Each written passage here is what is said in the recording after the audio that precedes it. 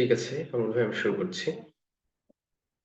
তো আজকে বিসমিল্লাহির রহমানির রহিম। আজকে আমাদের ক্লাসের টপিক হলো রমজান মাসে আমরা ডায়াবেটিস ম্যানেজমেন্টের কিভাবে করতে পারি, বা একটা ডায়াবেটিক পেশেন্ট সে কিভাবে প্রিপেয়ার হতে পারে, বা আপনি কিভাবে সাজেস্ট করতে পারেন একটা ডায়াবেটিক পেশেন্টকে যে আপনি ফার্স্ট অফ অল রোজা রাখতে পারবেন কিনা, বা কিভাবে রাখবেন, অথবা যে ড্রাগগুলো পাচ্ছেন সেগুলো আপনি কিভাবে মডিফাই করবেন, এই সমস্ত বিষয়গুলো।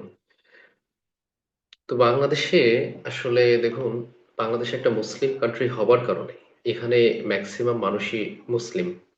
তো যার কারণে আপনার প্র্যাকটিসে দেখবেন অনেক রোগী এরকম ডায়াবেটিক পেশেন্ট আপনার কাছে আসবে, মানে আসা উচিত এরকম আপনার অনেক রোগী। ম্যাক্সিমাম পেশেন্ট এরকম হবে মুসলিম, এবং তারা রমজানের রোজা রাখতে যাচ্ছে ইনশাল্লাহ আর কিছুদিন পরে। যদিও আইডিয়ালি আসলে তাদের রমজানের পূর্বে ডক্টরের কাছে ভিজিট করে তার ওষুধগুলো ঠিকঠাক করে নেওয়া উচিত, অ্যাডভাইস নেওয়া উচিত। তারপরও রোগীরা এগুলো করবে না, বাট ম্যাক্সিমাম পেশেন্ট তো এটা ফেস করতে যাচ্ছে। আর তাছাড়া প্রত্যেকের ফ্যামিলিতেই দেখবেন যে ডায়াবেটিক পেশেন্ট থাকে, যাদের জন্য আসলে এই জিনিসটা জানাটা খুবই জরুরি। প্রথমে আমি যে মেসেজটা আপনাদেরকে দিতে চাই সেটা হলো যে আমার এই স্লাইডে কি লেখা আছে এটার দিকে অতটা খেয়াল আপনারা করবেন না। আমি কি বলছি সেইটা ভালোভাবে শুনবেন, তাহলেই হয়ে যাবে ইনশাল্লাহ। তাহলে আপনারা হাইয়েস্ট বেনিফিটেড হবেন এই আজকের লেকচার থেকে ইনশাল্লাহ। তো দেখুন, আহ মুসলিমদের জন্য আমরা শুরু করি। মুসলিমদের জন্য পবিত্র কুরআনে আল্লাহ তাআলা রোজাটাকে মানে সিয়ামকে বাধ্যতামূলক করেছেন। যেমন সূরা বাকারাতে 183 নম্বর আয়াতে বলা হয়েছে যে তোমাদের জন্য সিয়ামকে বাধ্যতামূলক করা হলো যেভাবে পূর্ববর্তীদের উপর করা হয়েছিল, যাতে তোমরা তাকে অবলম্বন করতে পারো। আচ্ছা, ঠিক আছে, এটা খুবই গুরুত্বপূর্ণ মুসলিমদের জন্য। মেজরিটি পিপল অফ বাংলাদেশ তারা তো অবশ্যই এই সিয়ামটা পালন করতে চাইবে।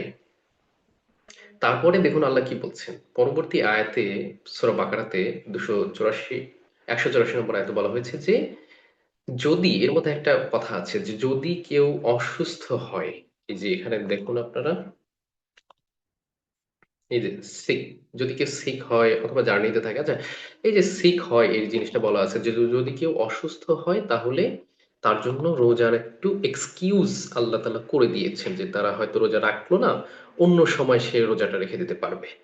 অন্য সময় মানে রমজানের বাইরে রোজা রাখতে পারবে, রমজানের সময় তাকে আল্লাহ এক্সকিউজ করলেন যদি কেউ অসুস্থ হয়। এখন কথা হলো যে অসুস্থতা বলতে কি বোঝাচ্ছে। এখন কোনো রোগী যদি আপনাকে এসে বলে আমার কোমর ব্যথা, অথবা আমার তো হাঁটু ব্যথা, অস্টিওআর্থ্রাইটিস, আমি কি তাহলে সে অসুস্থ, আমার হাঁটু ব্যথা, তাহলে সে কি রোজা রাখবে না? অথবা তাহলে অসুস্থতাটা আসলে কতটুকু? অথবা কেউ সিভিয়ারলি ইল কিন্তু সে রোজা রাখতে চাচ্ছে, তাহলে সেই ক্ষেত্রে আপনি তাকে কি বলবেন যে রোজা রাখবেন কি রাখবেন না? আসলে অসুস্থতা লেভেলটা কতটুকু, বা কখন আপনি কি অ্যাডভাইস করবেন, এই সবকিছু মিলিয়েই আজকে আমরা একটা গাইডলাইন দেওয়ার চেষ্টা করবো ইনশাল্লাহ। আমাদের এই গাইডলাইনটা মূলত, যেটা ইন্টারন্যাশনাল ডায়াবেটিস ফেডারেশন এবং মুসলিম স্কলারদের সাথে একসাথে কোলাবোরেট করে একটা গাইডলাইন, মুসলিম আহ, যে পিপলদের জন্য ওয়ার্ল্ড ওয়াইড একটা গাইডলাইন, যে তারা কখন আসলে রোজা রাখতে পারবে বা কখন পারবে না। যেহেতু আল কোরআনে আল্লাহ তাআলা নিজে এক্সকিউজ করেছেন, নিজে সুবিধা দিয়েছেন যে তোমরা যদি অসুস্থ হও তাহলে তোমাদের জন্য রোজাটা তোমরা হোল্ড রাখতে পারো বা অন্য সময় পালন করতে পারো। সেই অসুস্থতাটা কি রকম হলে আমরা কিভাবে কি করব সেটার একটা গাইডলাইন দেওয়া হয়েছে। এবং যারা ডায়াবেটিক পেশেন্ট অলরেডি মেডিকেশনের উপর আছে, তারা যদি রোজা রাখে তাহলে মেডিকেশন গুলো কিভাবে মডিফাই করবে, এই বিষয়গুলোর উপর আমরা একটা যে গাইডলাইনটা বলবো, এটা হচ্ছে ইন্টারন্যাশনাল ডায়াবেটিস ফেডারেশন এবং মুসলিম স্কলাররা মিলে এটা তৈরি করেছে। বিশেষ করে আপনার মিশরীয় যে মুসলিম স্কলার, ওনারা এটার সাথে যুক্ত আছেন। আমরা একটু বেসিক কিছু জিনিস আমরা একটু দেখতে চাচ্ছি, যে ফিজিক্যাল বেনিফিটস অফ ফাস্টিং। রোজার আসলে কি সুবিধাগুলো রয়েছে। এটা আমাদের ওজন কমাতে সাহায্য করে, মেটাবলিক ফাংশনটা ইমপ্রুভ করবে, ফ্যাটি লিভার ডিজিজকে এটা ইমপ্রুভ করবে। তবে আর বিভিন্ন প্যারামিটার যেমন এইচবিএনসি, কোলেস্টেরল, বিপি, এগুলোকে ভালো রাখবে, মানে কমাতে সাহায্য করবে। ইমিউন সিস্টেমকে আরো শক্তিশালী করবে, মানে লটস অফ বেনিফিটস আসলে ফাস্টিং এর আছে, রোজার আছে। ডায়াবেটিসটা কি? ফাস্টিং তো আসলে না খেয়ে থাকা, আর ডায়াবেটিসটা কি এটা আমরা একটু জাস্ট জানার চেষ্টা করি। ডায়াবেটিসের এখানে দেখুন যে ৩ টা ইনফরমেশন দেয়া আছে। একটা হচ্ছে ফাস্টিং ব্লাড গ্লুকোজ যদি 7 মিলিমিটার অথবা তার বেশি হয় 2 আওয়ার্স আফটার মিল, এটা যেকোনো মিল হতে পারে। আমরা সাধারণত ব্রেকফাস্টের ২ ঘন্টা পরে করে অভ্যস্ত। কিন্তু যেকোনো মিলের ক্ষেত্রেই এটা প্রযোজ্য। এটা যদি কারো আপনার ইয়া হয় মানে 2 আওয়ার্স আফটার যদি নুন হতে পারে, সেটা 2 আওয়ার্স মানে 2 আওয়ার্স আফটার লাঞ্চ হতে পারে, 2 আওয়ার্স আফটার ডিনার হতে পারে। যেকোনো মিলের ২ ঘন্টা পরেই যদি 11.1 অথবা তার থেকে বেশি হয়ে যায়, অথবা HbA1c এটা যদি 6.5% অথবা তার থেকে বেশি হয়, তাহলে এটাকে আমরা ডায়াবেটিস বলবো। ডায়াবেটিস বলার জন্য আমাদের যে কোনো একটা ক্রাইটেরিয়া ফিল আপ করলেই যথেষ্ট, তবে একটু রিপিট করে নেওয়া উচিত। তো যাই হোক, এটা আপনারা জানেন, আমরা জানলাম। এখন ডায়াবেটিসের সাথে আমরা রমজানের এত কনসার্ন কেন, মানে এটা নিয়ে আমাদের আলাদা সেশন কেন করতে হচ্ছে? বিকজ ডায়াবেটিস মেলাইটাস এটা এমন একটা মানে ডিজিজ যেটা হচ্ছে আপনার মেইনলি আপনার ব্লাড গ্লুকোজ কে সে ডিল করে। ব্লাড গ্লুকোজ বেড়ে যাওয়া অথবা কমে যাওয়া এই জিনিসগুলোকে ডিল করে। সো যেহেতু রমজানের মধ্যে মানুষ খাবার খাবে না, একটা লং টাইম হচ্ছে তারা না খেয়ে থাকবে, তার ব্লাড গ্লুকোজ উপর ব্যাপক একটা প্রভাব পড়ে। অর্থাৎ এইখানে হচ্ছে এই দুটার সম্পর্ক, যার কারণে আসলে হাইপোগ্লাইসেমিয়া হয়ে যাওয়া অথবা হাইপারগ্লাইসেমিয়া হয়ে যাওয়া এই সম্ভাবনা থেকে যায়। যেমন একটা ডায়াবেটিক পেশেন্ট, সে যদি ডায়াবেটিক মেডিকেশন নিচ্ছে, তাহলে মেডিকেশন যদি ওভারডোজ হয়ে যায় অথবা ফাস্টিং এর কারণে তার কিন্তু হাইপোগ্লাইসেমিয়া হয়ে যেতে পারে। তা এই জিনিসগুলি তো আমরা আসলে আজকে শিখবো, মডিফিকেশন। এই কারণেই আসলে রোজার সাথে ডায়াবেটিসের আমাদের সম্পর্কটা অন্যান্য ডিজিজের থেকে আমরা এটা নিয়ে এখন রোজার আগে একটু বেশি কনসার্ন। একটা ডায়াবেটিক পেশেন্ট কি রোজা রাখতে পারবে কিনা, এটা ধরুন আপনার কাছে একটা রোগী আসলো ডায়াবেটিক, তাকে আপনি অ্যাসেস করলেন, সে অ্যাসেস করে আপনি তাকে বলতে হবে বা বলবেন যে আসলে সে রোজা রাখবে কি রাখবে না, কোনটা তার মেডিকেল অ্যান্ড রিলিজিয়াস পার্সপেক্টিভ, মানে দুই ক্ষেত্রেই কোনটা বেস্ট হবে সেটা আপনাকে জাজ করতে হবে অ্যাজ এ ডক্টর। এখানে আমি দেখাতে চাচ্ছি যে মূলত যে আমরা ৩ টা ক্যাটাগরি করব। বিভিন্ন, একটা হচ্ছে লো রিস্ক গ্রুপ, এরা রোজা রাখতে পারবে, এটা রোজা রাখতে পারবে, কোনো অসুবিধা নেই। মডারেট রিস্ক, এরা রোজা রাখতে পারবে, তবে তবে খুবই সচেতন থাকতে হবে, খুবই কশাস থাকতে হবে। আর হাই রিস্ক গ্রুপ, এদেরকে আপনি রোজা রাখতে নিষেধ করবেন। তাহলে আমরা ৩ টা গ্রুপ পেলাম: লো রিস্ক, মডারেট রিস্ক এবং হাই রিস্ক। এখন রিস্ক ক্যাটাগরিটা আমরা কিভাবে করব, সেটা আমরা সামনে একটু দেখার চেষ্টা করি। প্রি রমাদান অ্যাসেসমেন্ট, এটাই হচ্ছে প্রি রমাদান অ্যাসেসমেন্ট। একটা পেশেন্টের অবশ্যই ডক্টরের কাছে ভিজিট করা উচিত কমপক্ষে রোজার ২ সপ্তাহ আগে, minimum 2 weeks before the Ramadan visit করা উচিত, এবং আপনার তাকে অ্যাসেস করা উচিত এই যে রিস্ক ক্যাটাগরিতে, যে এই পেশেন্ট আসলেই রোজা রাখতে পারবে কি পারবে না। তো দেখা যাচ্ছে যে আপনি কি কোন পয়েন্ট, একটা ডায়াবেটিক পেশেন্ট যদি রমজানের পূর্বে আপনার কাছে আসে, তাহলে আপনি কোন পয়েন্ট দেখে ডিসাইড করবেন তার ব্যাপারগুলোতে। তারপর এখানে দেখেন টাইপ অফ ডায়াবেটিস, এইটা একটা পয়েন্ট, এটা আপনাকে খেয়াল করতে হবে। এটার বিস্তারিত আমরা দেখব। পেশেন্ট মেডিকেশন, আচ্ছা, টাইপ অফ ডায়াবেটিসের মধ্যে আসলে টাইপ 1 ডায়াবেটিস নাকি টাইপ 2 ডায়াবেটিস, এটা হচ্ছে আপনাকে ফার্স্ট একটু নজর দিতে হবে। নাম্বার 2 হলো পেশেন্ট মেডিকেশন, পেশেন্ট কি ওষুধ পাচ্ছে, সে কি ওরাল ড্রাগ পাচ্ছে নাকি ইনসুলিন পাচ্ছে নাকি।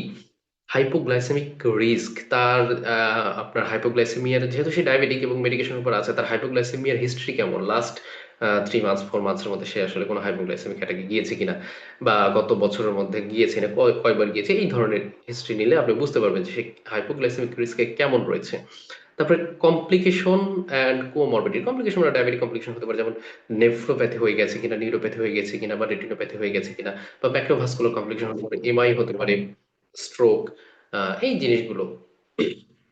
Individual social and work circumstances, মানে হচ্ছে ওনার সোশ্যাল কন্ডিশনটা কেমন, উনি কি একা থাকে নাকি ওনার পাশে মানুষ থাকে, ওনার পরিবারের লোকজন কয়জন, ওনার হেল্পিং হ্যান্ড আছে কিনা ওনাকে দেখাশোনার জন্য।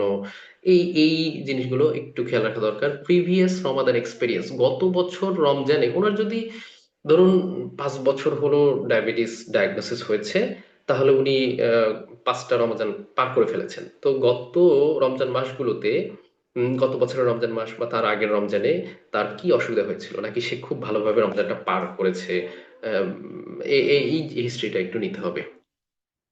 তাহলে আমরা আরো একটু ডিটেলসে যাই যে একটা মানুষকে আমরা কিভাবে ক্যাটাগরাইজ করব। এটা আমি একটু ডিটেলসে আসতে চাচ্ছি এই বক্সটা। দেখুন, নাম্বার ওয়ান হলো diabetes type and duration. Type and duration type one যদি হয়, এখানে দেখবেন এই যে এখানে এটা হচ্ছে রিস্ক এলিমেন্ট, আর এটা হচ্ছে ডান পাশে হচ্ছে রিস্ক স্কোর। স্কোর ভালোভাবে খেলবে, এইখানে আপনি এই বক্স দেখে পয়েন্ট দিবেন তাকে, তারপর পয়েন্টগুলো যোগ করলে যেটা হবে সেটা হচ্ছে ওনার স্কোর রেজাল্ট। আমরা পরে সেটা ইন্টারপ্রেট করবো ইনশাল্লাহ। টাইপ ওয়ান ডায়াবেটিস যদি হয় তাহলে তার score one, type two diabetes হলে তার স্কোর জিরো। ধরুন আপনার রোগীর টাইপ টু ডায়াবেটিস, তাহলে সে অলরেডি এখানে জিরো মার্ক পেয়ে যাবে। ডায়াবেটিসের ডিউরেশন যদি তার হয় 10 বছরের কম তাহলে জিরো, আর যদি 10 বছর অথবা তার চেয়ে বেশি হয় তাহলে ওয়ান স্কোর পাবে। তাহলে সে ওয়ান পেলো অথবা জিরো পেলো। ঠিক আছে? তো পরের পয়েন্ট আমরা দেখি প্রেজেন্স অফ হাইপোগ্লাইসেমিয়া। এই যে হাইপোগ্লাইসেমিয়া আনঅ্যাওয়ারনেস, তার হাইপোগ্লাইসেমিয়া হলে সে বুঝতে পারে কি পারে না। কিভাবে বুঝতে পারবে? হাইপোগ্লাইসেমিয়া হলে যে সিমটমস গুলো হয়, যেমন প্যালপিটেশন হয়, সোয়েটিং হয়, হেডেক হয়, আনকনসিয়াসনেস, এরকম এই যে প্রবলেম গুলো হয়, সে এটা বুঝতে পারে কিনা, এর আগে হয়েছে কিনা, সে বুঝতে পেরেছে কিনা, এই হিস্ট্রি গুলো নিলে এটা জানা যাবে। তারপর রিসেন্ট সিভিয়ার হাইপোগ্লাইসেমিয়া, এটা হিস্ট্রি নিলে বুঝতে পারবেন যে উইকলি কয়বার হাইপোগ্লাইসেমিয়া হয়েছে। তারপরে hypoglycaemia less than one time per week, um, তারপর নো হাইপোগ্লাইসেমিয়া, এগুলোর উপর ভিত্তি করে আপনি পয়েন্ট দিবেন। যেমন এটা হচ্ছে 6.5, এটা 5.5, 3.5, 1, 0, এরকম স্কোর দিলেন। লেভেল অফ গ্লাইসেমিক কন্ট্রোল, এইচবিএসি যদি 9%-এর বেশি থাকে, এইচবিএসি করলেন মোর দ্যান 9%, তাহলে তাকে টু স্কোর দিলেন। এইচবিএসি যদি 7.5 থেকে 9 এর মাঝে থাকে তাহলে ওয়ান, আর এইচবিএসি লেভেল যদি লেস দেন 7.5% তাহলে জিরো। তাহলে এভাবে আমরা স্কোরিং করব। টাইপ অফ ট্রিটমেন্ট, সে কি ধরনের ট্রিটমেন্ট পাচ্ছে। সে কি মাল্টিপল ডেইলি মিক্সড ইনসুলিন পাচ্ছে, মানে হচ্ছে প্রিমিক্সড ইনসুলিন সে পাচ্ছে কিনা, তাহলে থ্রি। তারপর প্রি ইনসুলিনের মধ্যে তাহলে বোঝা যাচ্ছে প্রিমিক্সড ইনসুলিন হচ্ছে সবচেয়ে বেশি ডেঞ্জারাস। থ্রি, এই যে এটা তো তাদের রিস্ক স্কোর তাই না, থ্রি স্কোর সবচেয়ে বেশি এখানে। তারপরে 2.5, সে যদি বেজাল বোলাস পায় তাহলে 2.5, ওয়ান্স ডেইলি প্রিমিক্সড যদি পায় তাহলে সেটা টু। বেজাল ইনসুলিন, শুধু বেজাল ইনসুলিন পাচ্ছে 1.5। এগুলো ইনসুলিন গেল। আর ওরাল ড্রাগের মধ্যে গ্লিবেন ক্লামাইড, এটা ভালো না, এটা মাথায় রাখুন যে গ্লিবেন ক্লামাইড এটা ভালো না, এটার জন্য ওয়ান স্কোর।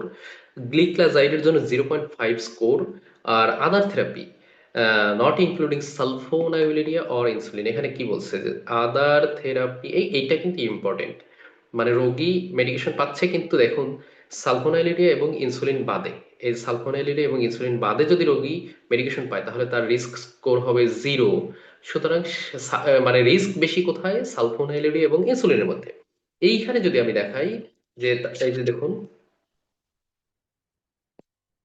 এইখানে যে আমরা এই তিনটা কি পড়লাম, এই তিনটা হলো, সরি, এই এখানে চারটা, এই চারটা হলো ইনসুলিন, এই চারটা হচ্ছে ইনসুলিন। আর এই দুটা হলো সালফোনাইলুরিয়া। সালফোনাইলুরিয়ার মধ্যে আবার ডেঞ্জারাস কোনটা, গ্লিবেনক্লেমাইড। গ্লিবেনক্লেমাইড এটা হচ্ছে ইনসুলিন, আর এটা হচ্ছে সালফোনাইলুরিয়া। তাহলে একটা পেশেন্টের এখান থেকে যে আমি মেসেজটা দিতে চাচ্ছি, ইনসুলিন এবং সালফোনাইলুরিয়া এটা হচ্ছে ডেঞ্জারাস ওষুধ। এটা এই এগুলো হাইপোগ্লাইসেমিয়ার ঝুঁকি অনেক বেশি এদের। আর আরেকটা কথা বলে রাখি, এই দুটারই শুধুমাত্র ডোজ কমিয়ে দিতে হয়, আর কোনো ড্রাগের ডোজ কমানোর দরকার নেই। রোজার মধ্যে শুধুমাত্র ড্রাগের ডোজ কমাবো ইনসুলিন, ইনজেক্টেবলের মধ্যে ইনসুলিন, এবং ওরাল ড্রাগের মধ্যে শুধু সালফোনাইলুরিয়া গ্রুপের ড্রাগেরই ডোজ কমাতে হবে। আর অন্য কোনো ড্রাগের ডায়াবেটিক মেডিকেশনের ডোজ কমাতে হবে না, শুধু রিশেডিউল করতে হবে। মানে হয়তো আমরা কোনটা ইত্যাদিতে দিব, কোনটা সেরিতে দিব, বাট ডোজ সেম থাকবে, কিন্তু ডোজ শুধু কমবে ইনসুলিন এবং সালফোনাইলুরিয়া। এইটা একটু মাথায় রাখেন। আমার কথা কি বোঝা যাচ্ছে?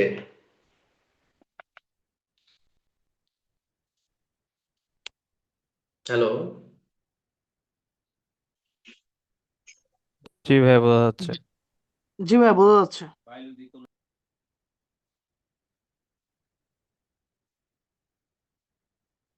আচ্ছা, ওকে।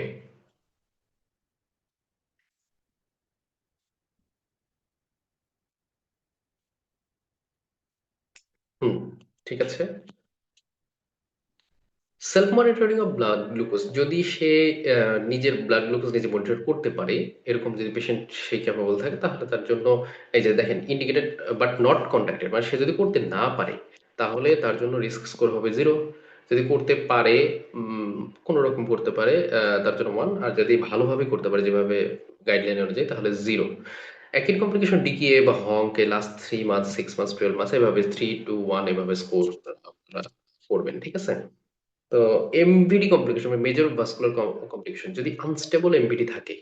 আনস্টেবল এমভিডি মানে হলো যে ধরুন একজনের ম্যাক্রোভাস্কুলার ডিজিজ, সেটা হতে পারে এমআই, হতে পারে করোনারি আর্টারি ডিজিজ, হতে পারে স্ট্রোক, হতে পারে পেরিফেরাল ভাস্কুলার ডিজিজ, হতে পারে।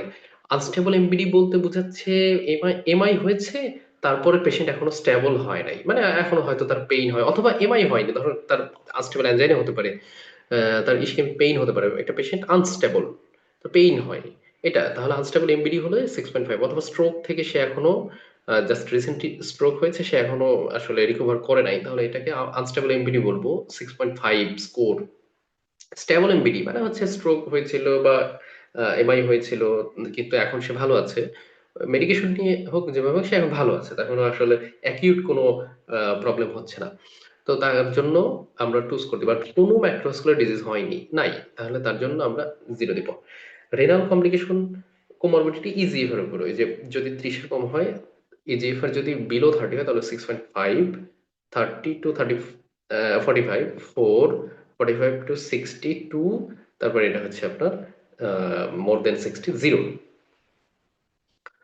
তো এইভাবে আমরা স্কোর করে, আমি খুব দ্রুত এগুলো পার করে যাই। প্রেগনেন্সিটা ইম্পর্টেন্ট।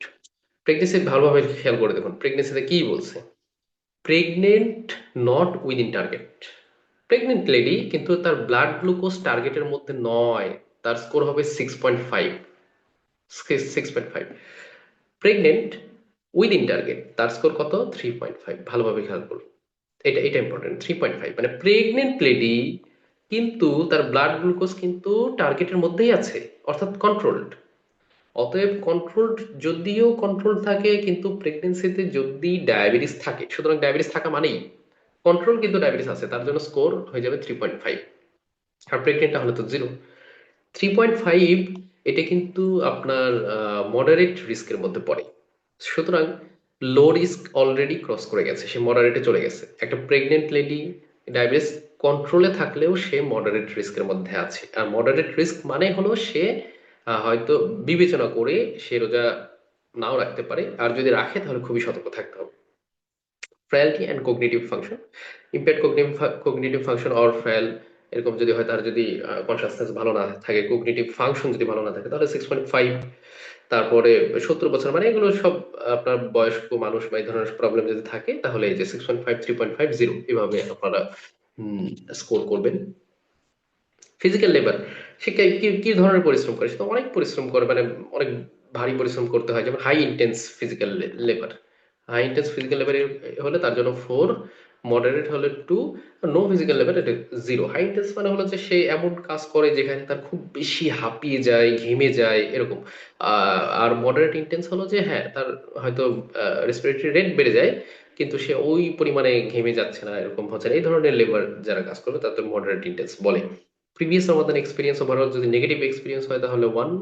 আর যদি নো নেগেটিভ, ভালো এক্সপিরিয়েন্স, কোনো অসুবিধা নেই, তাহলে 0। ফাস্টিং আওয়ার্স, যদি পৃথিবীর অনেক দেশেই আপনার 16 ঘন্টার বেশি রোজা রাখতে হয়, যদি 16 ঘন্টার বেশি হয় তাহলে 1, আর যদি না হয় তাহলে 0। এই হলো টোটাল আমি যতগুলো দেখালাম, এইটা আপনারা ইন্টারনেটে সার্চ দিলে পেয়ে যাবেন, আমি জাস্ট একবার করে বলে দিলাম। তো সবগুলো আপনার প্যারামিটারে তাকে আপনি পয়েন্ট দিবেন, পয়েন্টের যোগফল যদি 0 to 3 হয়, তাহলে দেখেন আমাদের ইন্টারপ্রিটেশন হবে low risk. 0 to 3 low risk, আর 3.5 to 6 moderate risk, more than 6 high risk. এই যে 3.5 to 6 এটা হলো মডারেট রিস্ক। আমরা বলেছিলাম যে একটা প্রেগনেন্ট লেডি ডায়াবেটিস আছে, কিন্তু ওয়েল কন্ট্রোলড, তারপরও সে 3.5 স্কোর পায়, তার মানে well control diabetes in pregnant lady, say already low risk cross করে মডারেট রিস্কে চলে গেছে। তার ক্ষেত্রে কিন্তু আসলে রোজা রাখাটা আপনার একেবারে লো রিস্কের মতো যে রাখবেই, ব্যাপারটা সেরকম না, বিবেচনার একটা বিষয়। তো এখন এখানে দেখুন, এই যে লো রিস্কের ক্ষেত্রে আমাদের তাহলে অ্যাডভাইসটা কি হবে? লো রিস্কের ক্ষেত্রে fasting is probably safe, probably safe. The medical evaluation, medical adjustment, strict monitoring, এগুলোর মাধ্যমে তাকে ফাস্টিং এর আপনি অ্যাডভাইস করে দিবেন। লো রিস্ক, রিস্ক হচ্ছে 0 to 0.023 এর মধ্যে যদি থাকে টোটাল পয়েন্ট যোগফল, তাহলে লো রিস্ক হবে এবং তাকে আপনি বলবেন যে হ্যাঁ আপনি রোজা রাখবেন। আর যদি মডারেট রিস্ক হয় মানে 3.5 to 6 যদি হয়, তাহলে তাকে আপনি বলবেন যে তাকে আপনি অ্যাসেস করবেন যে হ্যাঁ রোজা আসলে রাখতে পারবে কি না। মূলত রোজা আসলে রোগীরাও রাখতে চায়, আপনি বলবেন যে ঠিক আছে রোজা রাখবেন, বাট খুব বেশি সতর্ক থাকতে হবে আপনাকে। যেমন ব্লাড গ্লুকোজ মনিটরিং করতে হবে একটু স্ট্রিক্টলি, তারপরে খাবার টাবার এগুলোর ব্যাপারে একটু সতর্ক থাকা, এক্সারসাইজ বা অন্যান্য আদার্স সবকিছু ব্যাপারে যেন সতর্ক থাকা। সামনে বলবো হাই রিস্ক যারা more than 6, এই যেটা, তাদের ক্ষেত্রে আপনি বলবেন আপনি রোজা রাখবেন না, রোজা রাখবেন না। তাহলে এটা হচ্ছে খুব সিম্পলি আপনি কাকে কিভাবে অ্যাডভাইস করবেন সেটার আমরা অ্যান্সার পেয়ে গেলাম। ডায়েট, আসলে ডায়েট কিভাবে ফলো করবে? ডায়েট তো বিষয়টা হচ্ছে নর্মাল। একটা ডায়াবেটিক পেশেন্ট যেভাবে ডায়েট ফলো করে সে রমজানের মধ্যেও ঠিক একইভাবে ফলো করবে, বাট রমজান রমজানে যে জিনিসটা একটু খেয়াল রাখতে হবে যে ইফতারি থেকে সেহরির মধ্যে একটু লিকুইড পানি বেশি খাবে বা লিকুইড খাবার বেশি খাবে, এবং সেহরিতে কমপ্লেক্স কার্বোহাইড্রেট, কমপ্লেক্স খাবারগুলো খাবে। একদম সিম্পল কার্বোহাইড্রেট বলতে আপনি ডাইরেক্ট হচ্ছে চিনি হতে পারে, বিস্কিট হতে পারে, মানে খুব সিম্পল মিষ্টি জাতীয় খাবার এগুলো হতে পারে, এগুলো হচ্ছে সিম্পল কার্বোহাইড্রেট। আর যেগুলো আপনার রান্না করে খেতে হয়, যেমন যেমন ধরেন রাইস হতে পারে, ব্রেড হতে পারে, ভেজিটেবল, বা এই জিনিসগুলো যেখান থেকে আপনি কার্বোহাইড্রেট পাবেন বাট কমপ্লেক্স, এগুলো হচ্ছে কমপ্লেক্স কার্বোহাইড্রেট। তো এখানে মূলত যে পয়েন্টগুলো একটু হাইলাইট করা দরকার যে ইফতার অ্যাজ আর্লি অ্যাজ পসিবল সে করবে, সেহরি অ্যাজ লেট অ্যাজ পসিবল, সেহরি একটু দেরিতে করবে, ইফতার শুরুতে যত দ্রুত করা যায়। এগুলো কিন্তু সুন্নাতেও তাই বলে যে ইফতার অ্যাজ আর্লি অ্যাজ পসিবল, সেহরি as late as possible, or সেহরি is as close to the ফজর প্রেয়ার। এই যে প্লেন্টি অফ ওয়াটার, সে একটু বেশি ওয়াটার খাবে, পানি খাবে। তারপরে মিস করা যাবে না নাইট মিল বা সেহরি, এগুলো মিস করা যাবে না। কমপ্লেক্স কার্বোহাইড্রেট এটা হচ্ছে আমরা সেহরিতে খাবো, কেন খাবো? সারাদিন এটা আমাদেরকে ধীরে ধীরে ধীরে ধীরে এনার্জি দেবে। সিম্পল কার্বোহাইড্রেট তো ইনস্ট্যান্ট সে গ্লুকোজ কনভার্ট হয়ে যায় এবং সে লং টাইম ধরে সাপোর্ট দেয় না, যার ফলে দিনের বেলা ক্ষুধা লাগবেই হবে, সে হবে। সিম্পল কার্বোহাইড্রেট প্রবলেম হচ্ছে সে আপনাকে হাইপারগ্লাইসেমিয়া করে দিবে খুব সহজে, একটা পিক অ্যাকশন অফ ইনসুলিন সে ঘটাবে, পিক হাইপারগ্লাইসেমিয়া করে দিবে, আর একটু পরে আবার ক্ষুধা লেগে যাবে। এটা হচ্ছে সিম্পল কার্বোহাইড্রেটের অসুবিধা। আর কমপ্লেক্স কার্বোহাইড্রেট আপনার ধীরে ধীরে ধীরে ধীরে আপনার গ্লুকোজ সাপ্লাই দিতে থাকবে বডিতে, এবং লং টাইম আপনাকে সাপোর্ট দেওয়ার কারণে আপনার সহজে ক্ষুধা লাগবে না, যেটা রমজান আপনাকে সুবিধা দেবে। শুধু রমজান না, রমজানের বাইরেও এটা একটা ডায়াবেটিক পেশেন্টের জন্য কমপ্লেক্স কার্বোহাইড্রেট ইজ প্রিফারেবল। তারপর সিম্পল কার্বোহাইড্রেট হচ্ছে ফর ইফতারে, এই যে ডাইজেশন গুড চয়েস ফর সুহুর। সিম্পল কার্বোহাইড্রেট ইফতারে আপনার জন্য খাওয়া যেতে পারে, বাট সেহরিতে অবশ্যই কমপ্লেক্স কার্বোহাইড্রেট। আর এই জিনিসগুলো আমাদের ঐতিহ্য, এটা আসলে বাদ দিতে হবে। যে জিলাপি, সুইটস, সুগার কন্টেনিং শরবত, কাবাব, পাকোড়া, পুরি, এগুলো যত অ্যাভয়েড করা যায় তত ভালো। এক্সারসাইজ কি করবে? খুব সিম্পল। রমজানের মধ্যে এক্সট্রা কোনো এক্সারসাইজ করার দরকার আসলে নেই। কারণ হলো রমজানে তারাবির সালাত যেটা আদায় করা হয় সেটাই আসলে যথেষ্ট এক্সারসাইজের জন্য। আর চাইলে হয়তো একটু হাঁটাহাঁটি করতে পারে, তবে সেটা হবে হলো আপনার ইফতারি থেকে মোটামুটি 2 ঘন্টা পরে ডিনারের দিকে, মানে তারাবির যে সময়টা ওই সময়টাতে একটু ইয়ে করবে। তাহলে যদি কেউ একটু হাঁটাহাঁটি করতে চায় তাহলে সেটা ইফতারির 2 ঘন্টা পরে হবে, মানে মোটামুটি তারাবির নামাজের সময়। আর যারা তারাবির সালাত আদায় করে তা এইটাই আসলে তার জন্য যথেষ্ট, এর বেশি করার খুব একটা দরকার নেই। OAD adjustment, oral antidiabetic drug adjust করার যে বিষয়টা, আমি এখানে একটা কথা বলতে চাই যে একটা সিম্পল একটা জিনিস আমি একটু দেখাতে চাচ্ছি, যেটা রোজার আগে, রোজার আগে আমরা আমাদের 3টা মিল থাকে রোজার আগে। সেগুলো কি থাকে? একটা হচ্ছে ব্রেকফাস্ট, তারপরে লাঞ্চ, তারপরে ডিনার। এখন আমি আপনাদেরকে একটা প্রশ্ন করি যে আমরা রোজার আগে কিভাবে খাবার খাই? সারা রাত না খেয়ে থেকে তারপরে ফাস্টিং, সারা রাত আমরা ফাস্টিং থাকি, মোটামুটি আমরা রাতে ঘুমাই, খাই না। তো সারা রাত ফাস্টিং থেকে না খেয়ে থাকার পর সেই ফাস্টিংটাকে সকালে ব্রেক করতেছি, যেটাকে আমরা বলতেছি ব্রেকফাস্ট, সকালে নাস্তা। তারপরে আমরা ব্রেকফাস্টের পরে সেটা আবার লাঞ্চ করছি, আবার রাতে ডিনার করছি। রমজানের মধ্যে কোনটা ব্রেকফাস্টের ইকুয়াল হয়ে যায় বলেন তো? সারাদিন রোজা রাখার পরে আমরা সেই ফাস্টিংটা ব্রেক করতেছি কোনটা দিয়ে? ইফতারি দিয়ে না? একটু কথা বলেন ওর সাথে। জি। হ্যাঁ, ইফতারি দিয়ে রমজানে কিন্তু আমরা ফাস্টিংটা ব্রেক করছি। অতএব রমজানের মধ্যে ব্রেকফাস্ট ইজ ইকুয়াল টু ইফতার, ঠিক আছে? আর lunch is equal to dinner. Dinner মানে হলো তারাবির পরে যে খাবারটা খায়। আর রমজানের আগের যে ডিনার, সেটা হয়ে যাচ্ছে কোনটা? সেটা হয়ে যাচ্ছে সেহরি। কারণ আমরা রমজানের আগে ডিনার করার পর একটা লং টাইম ঘুমের মধ্যে হোক বা রাতে না খেয়ে থাকছি। আর রমজানের মধ্যে সেহরি খাওয়ার পরে আমরা দিনে কিন্তু সেটা না খেয়ে থাকছি। অতএব রমজানের মধ্যে ডিনারটা হয়ে যাচ্ছে সেহরি, সেহরির ইকুয়াল হয়ে যাচ্ছে। তাহলে ব্রেকফাস্টে যে ঔষধগুলো রোগী পেত, তাহলে সেই ওষুধগুলো খুব ইজিলি চলে যাবে ইফতারিতে। তারপর ডিনারে যে ওষুধটা পেত সেটা চলে যাবে সেহরিতে। আর বাকি থাকলো হচ্ছে লাঞ্চের সাথে আমাদের যে হিসাবটা, এটা ইফ লাঞ্চের সাথে যে হিসাব, লাঞ্চের হিসাব চলে যাবে ডিনারে। মানে তারাবির পরে যে আমরা খাচ্ছি, তাহলে আমরা রোজার মধ্যে তিনটা মিল পাচ্ছি: ইফতার, ডিনার, সেহরি। তাহলে ব্রেকফাস্ট, রোজার আগের যে ব্রেকফাস্ট সেটা চলে চলে যাবে রোজার মধ্যে ইফতারিতে। আর রোজার আগের যেটা লাঞ্চ সেটা চলে যাবে ডিনারে। আর রোজার আগে যেটা ডিনার ছিল সেটা চলে যাবে সেহরিতে। আর আরেকটা কথা, যে রোজার মধ্যে আমরা সাধারণত রোজার আগে যে কাজটা করতাম, রোজার আগে আমরা সাধারণত আহ সকাল বেলাতে দেখা যায় যে অধিকাংশ ওষুধগুলো আমরা খেতাম। কারণ হলো দুপুর বেলাতে আমরা একটু পরে আবার খাবার খাই, সকাল বেলাতে অধিকাংশ ওষুধ খেতাম, যে কোনো, শুধু ডায়াবেটিস না, যে কোনো, এটা একটা অভ্যাস হয়ে, অভ্যাসের মতো আর কি। তো রোজার মধ্যে আমরা যেটা করব, রোজার মধ্যে ইফতারিতে আমরা সেই প্রেশারটা দিব। এই কথাটা মনে রাখেন, যে ইফতারিতে রোজার মধ্যে যদি মাল্টিপল ড্রাগ থাকে, ধরুন তিনটা ড্রাগ আছে, ফর এক্সাম্পল তিনটা ড্রাগ পাবে, এটাকে আমরা দুই ভাগে ভাগ করব। তিনটা ড্রাগ, তাহলে দুই ভাগ, একটা ইফতারিতে এক ভাগ দিব, সেহরিতে এক ভাগ দিব। তাহলে 2/3 দিব ইফতারিতে, 1/3 দিব সেহরিতে, বিকজ সেহরির পরে একটা দীর্ঘ সময় সে না খেয়ে থাকবে। অতএব আমরা রোজার মধ্যে মেজরিটি ড্রাগের প্রেসার দিব ইফতারিতে। এটা এটা একটু মাথায় রাখবেন। ওরাল অ্যান্টি ডায়াবেটিক ড্রাগ আমরা কিভাবে অ্যাডজাস্ট করবো সেটা আমরা দেখি।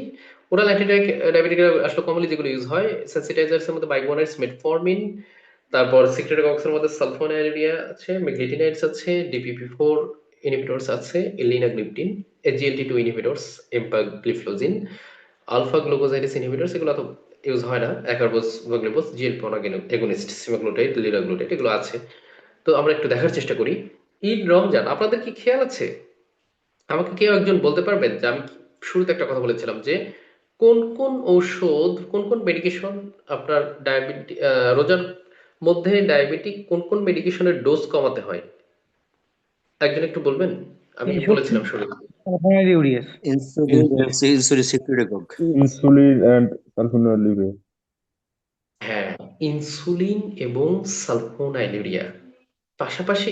আসলে ওই যে যে ভাইটা বললেন যে ইনসুলিন এবং সিক্রেটাগক্স, এটা সঠিক।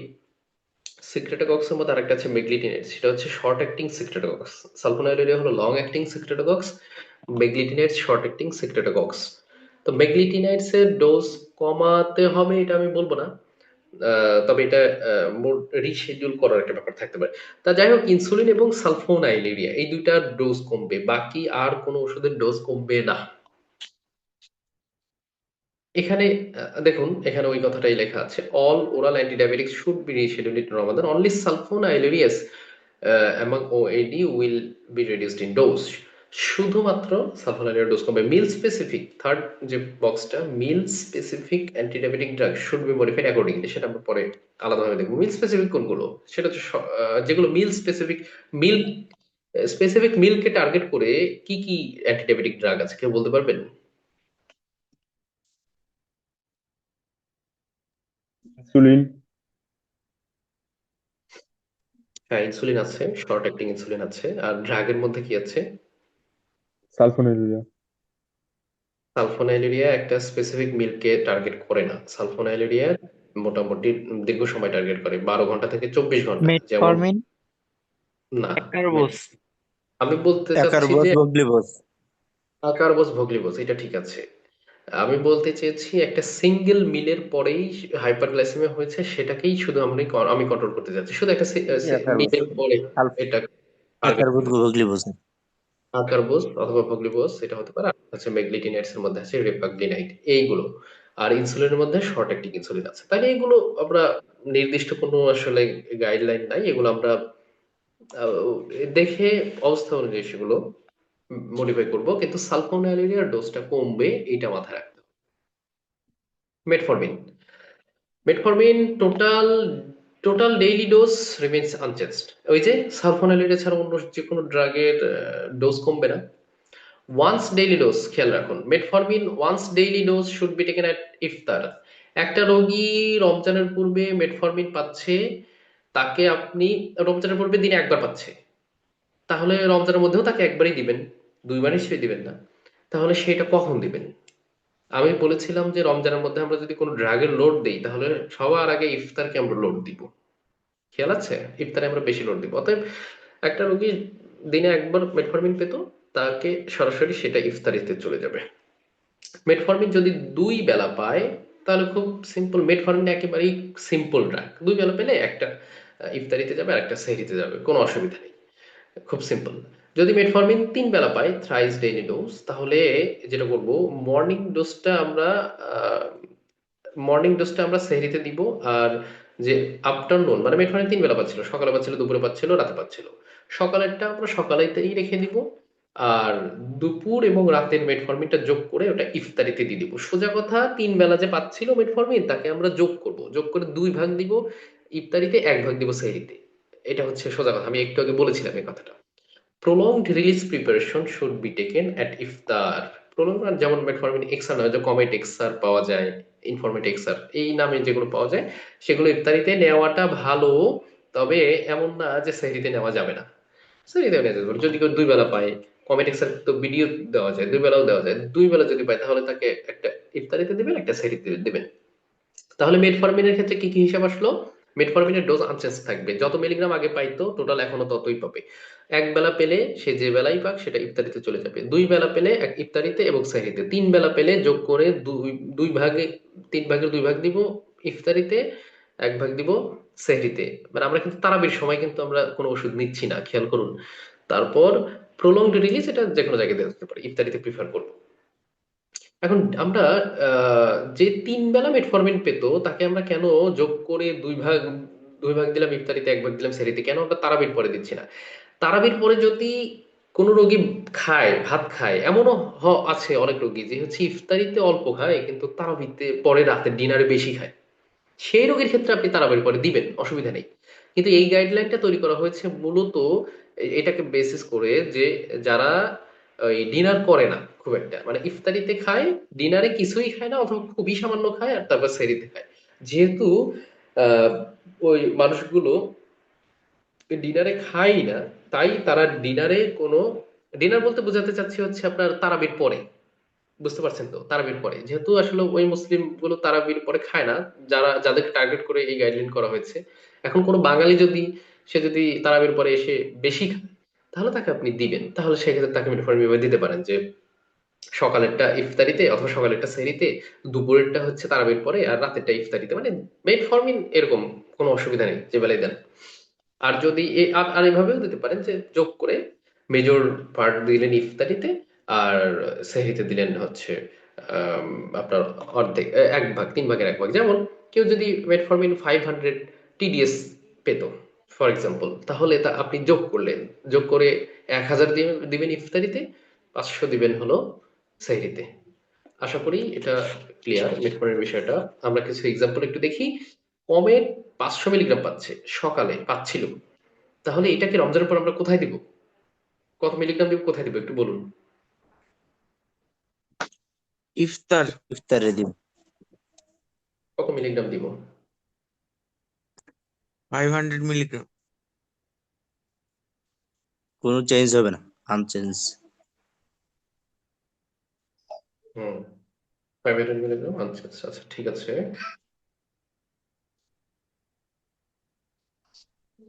আচ্ছা, আমি একটু ওই একটু চ্যাটটা একটু চেক করছি, দেখি।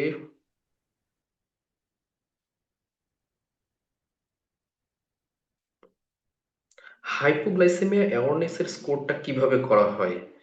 হাইপোগ্লাইসেমিয়া অ্যাওয়ারনেস স্কোর হচ্ছে যদি কেউ আপনার বুঝতে পারে যে এটা অনেক রোগী বুঝতে পারে, এক্সপেরিয়েন্স থাকে। আমি অনেক সময় রোগীকে জিজ্ঞেস করলে তারা বলে যে হ্যাঁ হ্যাঁ, তারা বুঝতে পারে যে সুগার কমে গেলে, ডায়াবেটিস কমে গেলে বা নীল হয়ে গেলে কি হয়। তারা জানে, এক্সপেরিয়েন্স থাকে যে হ্যাঁ, শরীর ঘেমে যায়, তারপরে বুক ধড়ফড় করে, তারপর খুব ক্ষুধা লাগে, মাথা ব্যথা করে, এটা তারা বুঝতে পারে। তারপরে পিডিএফ, আচ্ছা, ইনসুলিন, ইনজেক্টেবল ইনসুলিন মেটফর্মিন, গ্যালভাসমেট 50 আর 500, এটা তাহলে ইফতারি দেব? হ্যাঁ, এটা ইফতারি দিবেন, অবশ্যই দিবেন। এখন একটা কথা আছে, কথা হলো যে গ্যালভাসমেট যদি শুধু এটা পায়, শুধুই যদি এটা পায় তাহলে আপনি ইফতারিতে দিয়ে দিবেন। আর যদি এটার সাথে আরো অন্যান্য ড্রাগ পায়, তাহলে যেগুলোকে মাস্ট ইফতারিতে দিতে হবে সেগুলো সেগুলো ইফতারিতে দিয়ে তারপরে এটা ইফতারিতে দিলে দিবেন, না হলে সেহরিতে দিতে পারবেন, দিবেন। এটা আমরা পরে আসছি। আপাত দৃষ্টিতে শুধু এটা পেলে সেটা ইফতারিতেই দিবে। তো ইফতারিতে দিলেও কোনো অসুবিধা নেই। গ্যালভাসমেন্টের মধ্যে কি থাকে? গ্যালভাসমেন্টের মধ্যে থাকে হচ্ছে একটা হচ্ছে ডিপিপি-4 আর একটা মেটফরমিন থাকে। ডিপিপি-4 ইনহিবিটর এবং মেটফরমিন এই দুইটা ড্রাগ একেবারে আলুর মতো। আলু আছে না, আলু যে কোনো তরকারিতে আলু যেভাবে খুশি সেভাবে ইউজ করা যায়। তো এই দুটো ড্রাগ হলো, আপনি যে বেলা দেন কোনো অসুবিধা নেই, সেহরিতে, ইফতারিতে, তারাবির পরে কোনো অসুবিধা নেই। বাট যেহেতু আমাদের প্রিফার থাকে ইফতারে, অতএব অল্প, অতএব আমরা ইফতারিতে দিয়ে দিব, অসুবিধা নেই। এমভিডির কিডনি ডিজিজ স্কোরিং, এটা ইজিএফআর এর যে স্কোরিংটা ছিল, ইজিএফআর এর আপনার ওই যে বিলো 30, 30 থেকে 45, 40, মানে এই যে বিলো 30 হচ্ছে স্টেজ 4, আর 3B হলো 45 পর্যন্ত, 3A 45 থেকে 60, 60 উপরে করে 2। এটা আপনারা স্কোরিংটা ইন্টারনেটে সার্চ দিলে পেয়ে যাবেন। এটা খুব সিম্পল।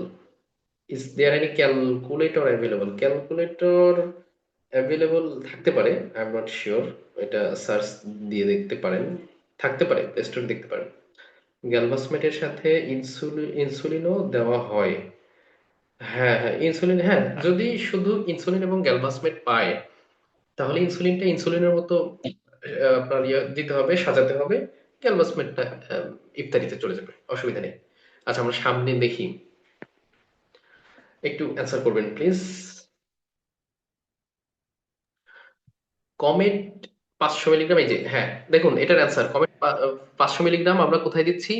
010, 010 মানে এটা আমি একটু বুঝিয়ে দিচ্ছি, তাছাড়া কনফিউশন হতে পারে। সেটা হলো এটা হচ্ছে সেহরি, এই যে SID, সেহরি। আর এটা হচ্ছে ইফতার, এটা হচ্ছে ডিনার। ডিনার মানে তারাবির পরে। তাই যে এস্তে সেহরি, ইফতার, ডিনার। তাহলে আমরা এটা ইফতারিতে দিয়ে দিলাম, দেখছেন, ইফতারিতে আমরা একটা ট্যাবলেট দিয়ে দিলাম। এটা হচ্ছে কমেট 500 মিলিগ্রাম, ঠিক আছে, খুব সিম্পল। তারপর আমার কথা শুনতে হবে, এখানে কি লেখা আছে, ওই যে স্কোরিং যেটা বললেন ওটা আপনারা নেটে সার্চ দিলে পেয়ে যাবেন, অথবা ওটা নিয়ে মাথা ঘামানোর দরকার নেই। আমি কি বলি আমার কথাগুলো শুনবেন, তাহলে সবচেয়ে বেশি উপকার হবে। আচ্ছা, কমেট 500 মিলিগ্রাম পাচ্ছে দুপুরে, এবং একজন পাচ্ছে হচ্ছে রাতে। তাহলে তাদেরকে আপনারা কিভাবে দিবেন? ইফতারি দিব। একটা করে বলে ইফতারে দিয়ে দিব সবাইকে। গ্রুপে শেয়ার। দুটাই আমরা ইফতার দেবো, যে কোনো বেলায় মেটফরমিন পাক না কেন আমরা ট্রাই করবো ইফতারিতে দেওয়ার, ফর বোথ অফ দেম। এই যে ইফতারিতে, SID, সেহরি, ইফতার, ডিনার। কমেট 850 মিলিগ্রাম সকালে পাচ্ছে, রাতে পাচ্ছে, এটাকে আপনি কি করবেন? একটা ডোজ ইফতারিতে, একটা ডোজ সেহরিতে। হুম, আশা করি আজকের ক্লাসের পর আপনাদের কনফিডেন্স একদম 100% হয়ে যাবে, যদি মনোযোগ দিয়ে আমার কথা শুনেন এবং নিজেদের পরিবারের লোকদের ডায়াবেটিক মেডিকেশন নিজেরাই আপনারা সাজিয়ে দিতে পারবেন রমজানের মধ্যে ইনশাল্লাহ।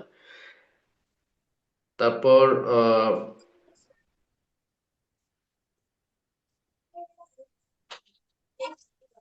কমেট, এই যে এটা, এই যে দুই বেলা, একটা হচ্ছে ইফতারিতে দিয়েছি, একটা হচ্ছে ইফতারিতে দিয়েছি। কমেট 850 মিলিগ্রাম, এটা হচ্ছে সকালে একটা পাচ্ছে, রাতে অর্ধেক পাচ্ছে। তাহলে আপনি এটা কোথায় দিবেন, কিভাবে দিবেন বলুন? ইফতারি 1 ডোজ, সেহরি One 1/2 dose. share per half. ইফতারে একটা দিয়ে দিব, সেহরিতে অর্ধেক দিয়ে দিব। ইফতারিতে একটা, সেহরিতে হাফ। মানে যেহেতু সে অর্ধেক পাচ্ছে এবং হাফ পাচ্ছে, অতএব দুই বেলা পাচ্ছে। আর একটা যাবে সেহরিতে, একটা যাবে ইফতারিতে। এখন কোনটাতে একটা দিবেন, কোনটাতে হাফ দিবেন? আমরা বলেছি যে ইফতারিতে আমরা লোড বেশি দিব। ইফতারি ইজ দ্য মেজর মিল, রমজানের মধ্যে কাউন্ট হবে। অতএব ইফতারিতে আমরা একটা দিব। আফটার মিল অবশ্যই ভরা পেটে খাবে মেটফর্মিন। তারপর কমেট একজন তিন বেলা তিনটা পাচ্ছে, এটাকে কিভাবে দেবেন? ইফতারিতে ডাবল ডোজ, সেহরি সিঙ্গেল ডোজ। ইফতারিতে ডাবল ডোজ, সেহরিতে সিঙ্গল ডোজ। হ্যাঁ, গুড। এই যে দেখছেন, এটা হচ্ছে answer। কমেট এক্সার 500 মিলিগ্রাম রাতে পাচ্ছে, কখন দিবেন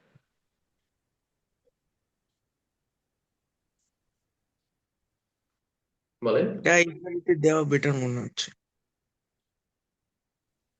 এনি ইফ- টাইম দেওয়া যাবে, বাট ইফতারিতে দেওয়া বেটার। যে কোনো সময় দরকার ইফতারিতে দিয়ে দেবেন, এটাই ভালো।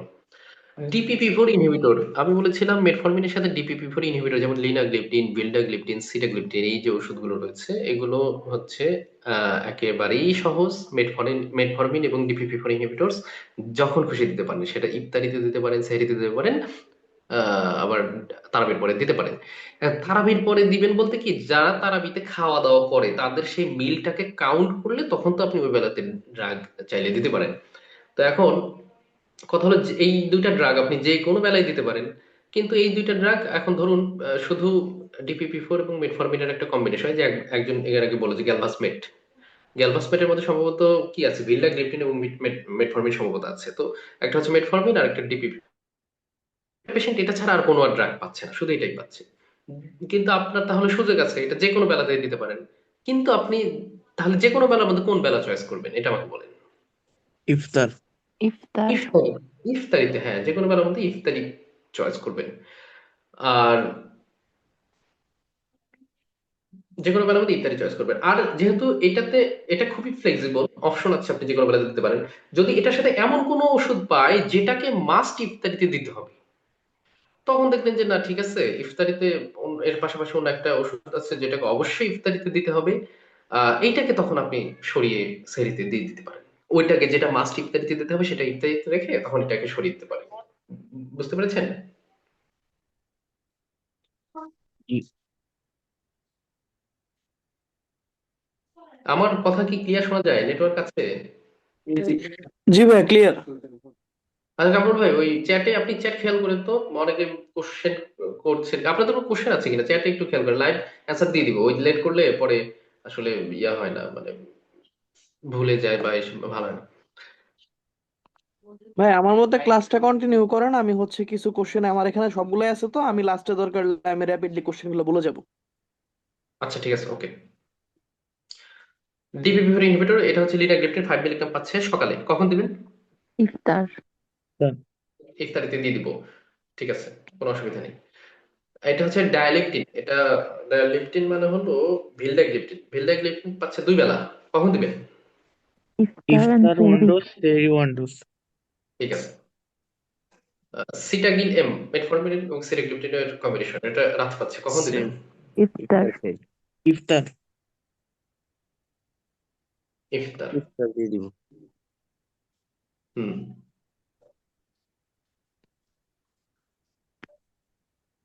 এটা দুই বেলা লিনাগ্লিপটিন পেলে তো আর চেঞ্জ করার দরকার নেই, দুই বেলায় দিয়ে দিব। দুই বেলা তো পাইলে তো, হ্যাঁ, যে এটা এটা দেখেন দুই বেলা পাচ্ছে লিনাগ্লিপটিন, মেটফর্মিন, কি করবেন? ইফতার ইফতার এন্ড ওয়ান ডোজ, সেহরি। সেহরি ওয়ান ডোজ। ইফতারিতে দিয়ে দিবেন। অথবা গ্লিপটিন এবং মেটফর্মিন। ইফতার গ্লিপটিন মানে হলো সেহরি। ডিপিপি4 যারা, গ্লিপটিন মেটফর্মিন যে কোনো বেলাতে দিতে পারেন, কোনো অসুবিধা নেই। এজিএলটি2 ইনহিবিটরস, আমরা এজিএলটি2 ইনহিবিটরস এর মধ্যে আছে এম্পাগ্লিফ্লোজিন, ড্যাপাগ্লিফ্লোজিন। তো এই ওষুধগুলো, এজিএলটি2 ইনহিবিটরস কি, এটা একটা ডায়োরেটিক্স এর মতো কাজ করে। এটা হচ্ছে ডায়োরেসিস করে, ফ্রিকুয়েন্ট ইউরিনেশন বা ইউরিনেশনটা বাড়ায়। তাহলে আপনারা একটু বলুন তো, এম্পাগ্লিফ্লোজিন যদি কেউ পায় তাহলে কোন সময়টা দেওয়াটা ভালো? একটু বুদ্ধি খাটিয়ে বলুন। ইফতারিতে দেওয়া ভালো নাকি সেহরিতে দেওয়া ভালো নাকি তারাবির পরে? তারাবির পরে। কেন তারাবির পরে? কারণ ইফতারির সময় খেলে তো তার তারাবির নামাজে প্রসাব ধরতে পারে।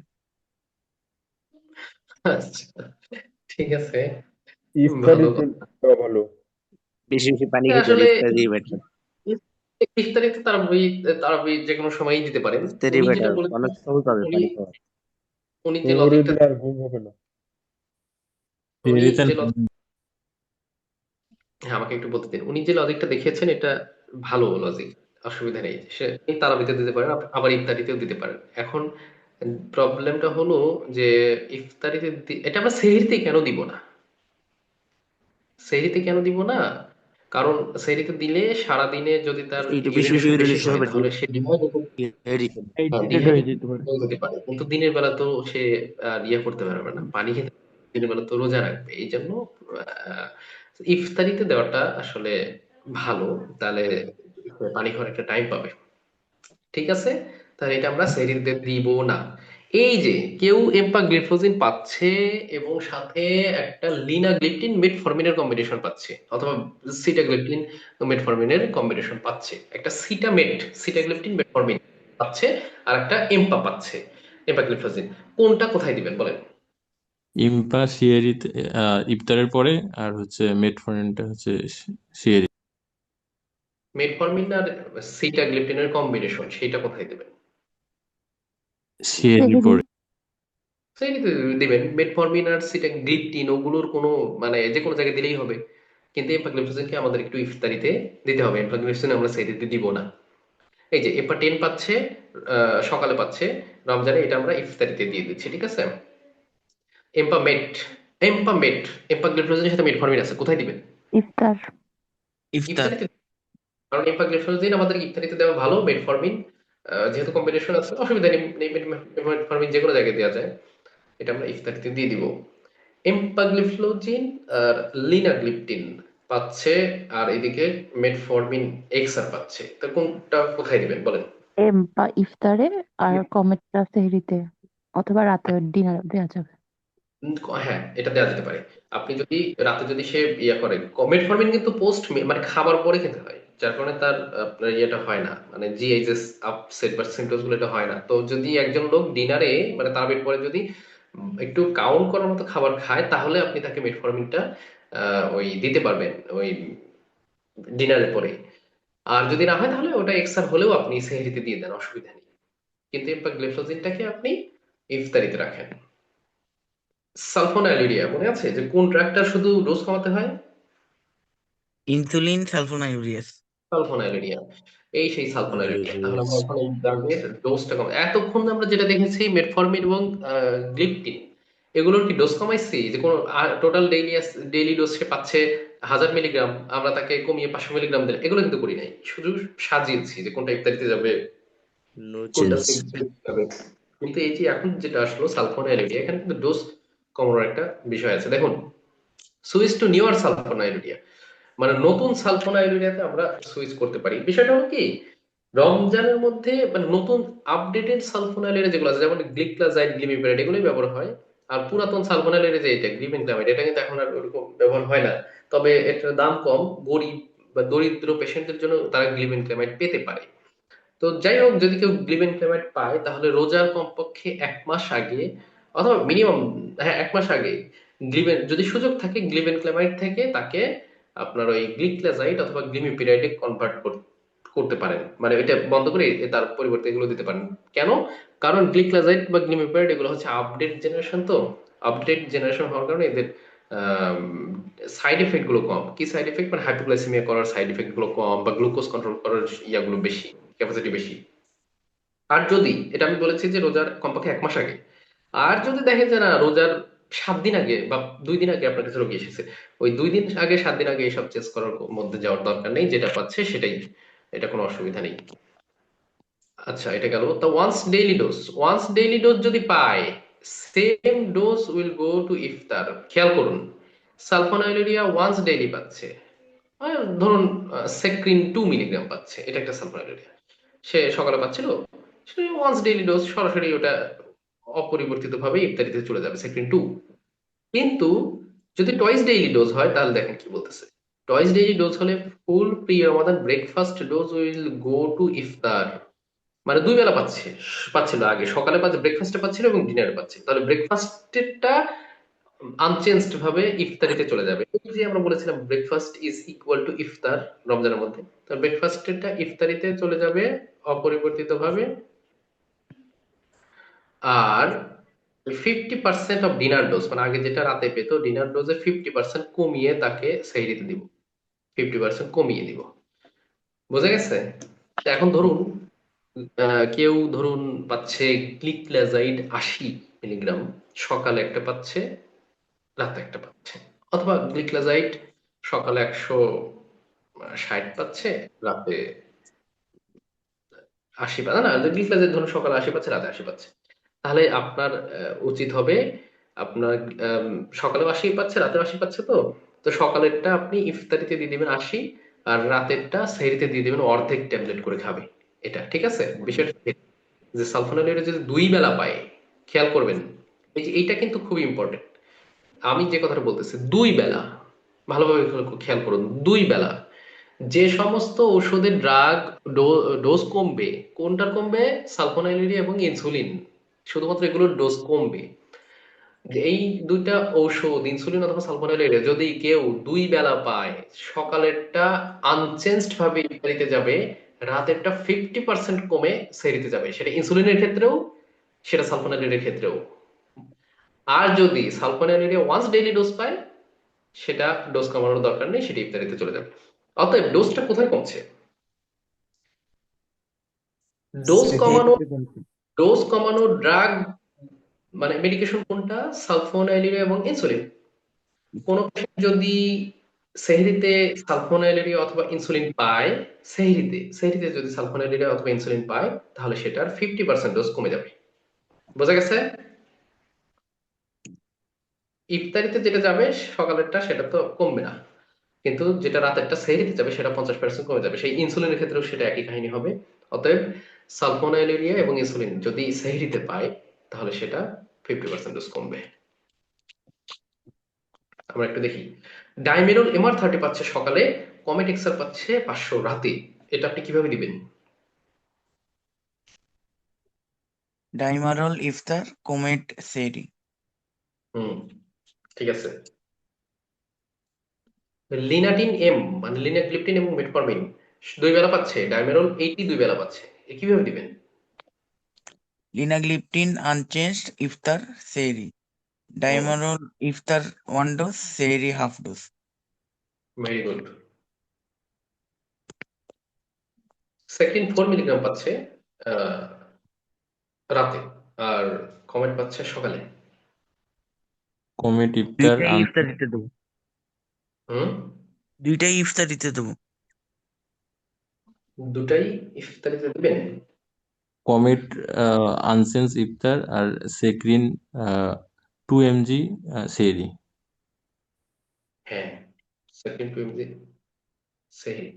কিন্তু এখানে বিষয়টা হলো যে সেকটিন তো সাধারণত সকালে দেওয়া হয়, এটা জিনিসটা ভুল হয়েছে। এই যে দেখেন এখানে সেকটিন রাতে দেওয়া হয়েছে, এটা আসলে উচিত না।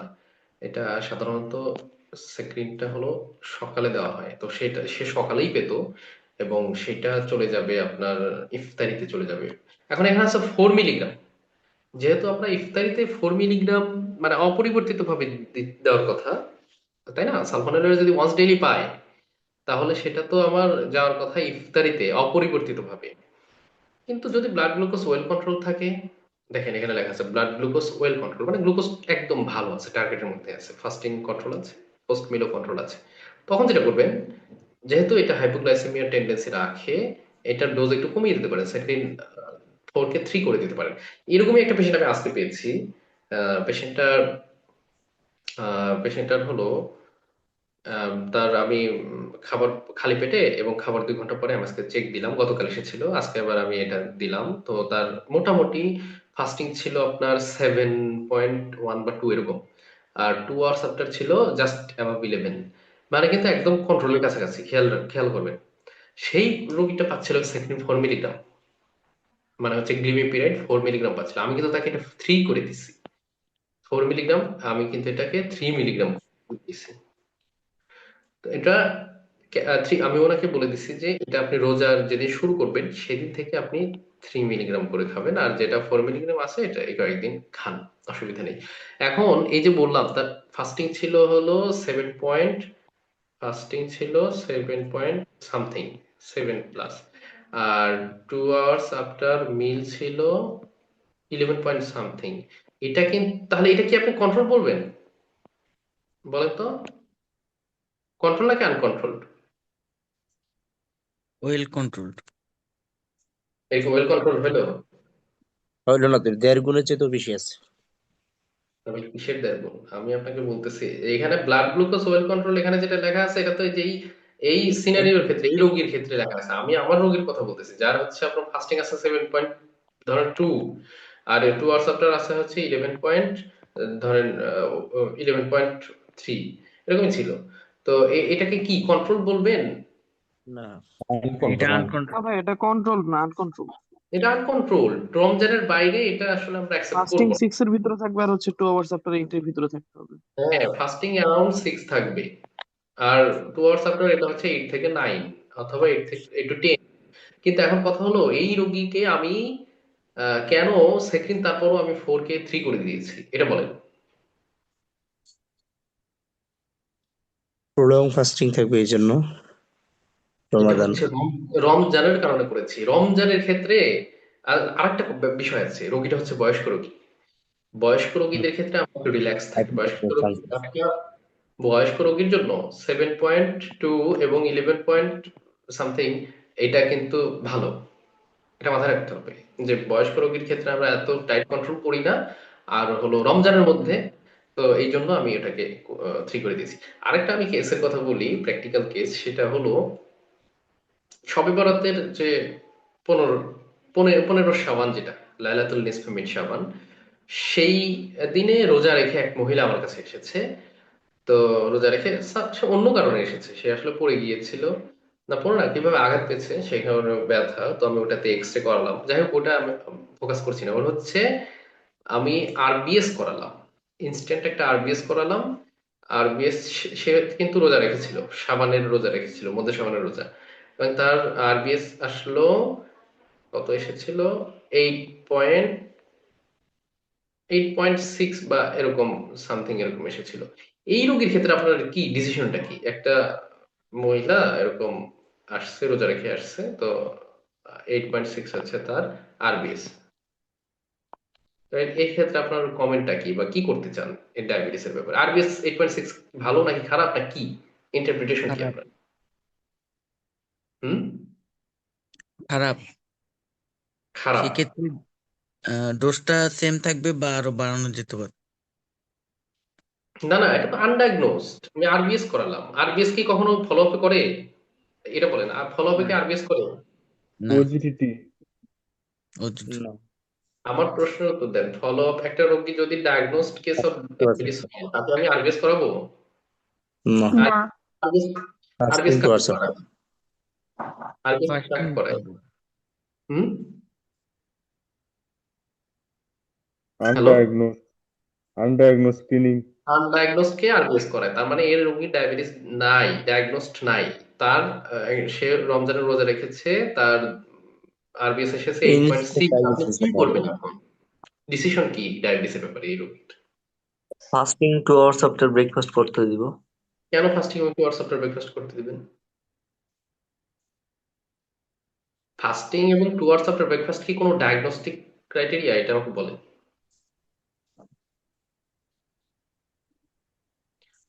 ফাস্টিং এবং 2 আওয়ার্স কাদের করে? 2 আওয়ার্স আফটার, হ্যাঁ, ফাস্টিং 2 আওয়ার্স আফটার কি আপনি কি ব্রেকফাস্ট বোঝাতে চাচ্ছেন? ফাস্টিং এবং 2 আওয়ার্স আফটার ব্রেকফাস্ট এটা? হ্যাঁ ভাইয়া, তার ফাস্টিং এবং 2 আওয়ার্স আফটার ব্রেকফাস্ট আমরা কেন করব একটা আনডায়াগনোজড পেশেন্টের? HbA1c করে আমরা দেখি। তো ভাই বেশি আসছে, আমরা এখন ডায়াগনোসিস করার জন্য fasting 2 hours after 2 hours after মিল, 2 আওয়ার্স আফটার মিল আমরা আনডায়াগনোজড রোগীর কখনোই করব না। আনডায়াগনোজড রোগীর 2 আওয়ার্স আফটার মিল কখনোই করব না। কারণ তার তো 2 আওয়ার্স আফটার মিল আমরা কি দেখি? 2 আওয়ার্স আফটার মিল বলতে আমরা মিলের 2 ঘন্টা পরে রোগীর ডায়াবেটিস কন্ট্রোলে আছে কিনা এটা দেখি। যার ডায়াগনোসিস হয় নাই তাকে আপনি কন্ট্রোল আছে কিনা এটা কিভাবে দেবেন? আগে তো তাকে ডায়াগনোস করেন আছে কি নাই, না থাকলে তো তারপরে কন্ট্রোল আছে কিনা সেটা আমরা টুয়ার্ডস আফটার মিল দেখবো, যেটা হতে পারে towards after breakfast, towards after lunch হতে পারে, টুয়ার্ডস আফটার ডিনার হতে পারে। কিন্তু যার ডায়াগনোসিস হয় নাই তাকে ডায়াগনোসিস করতে গিয়ে কি টুয়ার্ডস আফটার মিল দিবেন আপনি না কি দিবেন এটা বলেন। ওজিটিটি অথবা ওজিটি এইচবিএল-সি দিয়ে এটা আমরা ডায়াগনোস করবো, কনফার্ম করবো। ওজিটি ওজিটিডি দিতে হবে, মানে ফাস্টিং প্লাস আপনার ঠিক হচ্ছে বলেছেন। 75 মিলিগ্রাম 75 গ্রাম গ্লুকোজ, 75 গ্রাম গ্লুকোজের একটা লোড দিয়ে তারপর 2 ঘন্টা পরে আমরা দেখবো, যেটাকে বলে ওজিটিটি। এখন ওজিটিটি করার পর এই রোগীর কত আসছিল জানেন? এই রোগীর আসছিল ফাস্টিংটা ছিল হলো 7, আর টুয়ার্ডস আফটার ছিল, মানে আমার ওই পেশেন্টের কথা বলছি, তাহলে আমরা ভালোভাবে খেয়াল করুন। রোগীটার আরবিএস ছিল হলো 8.6 8.6,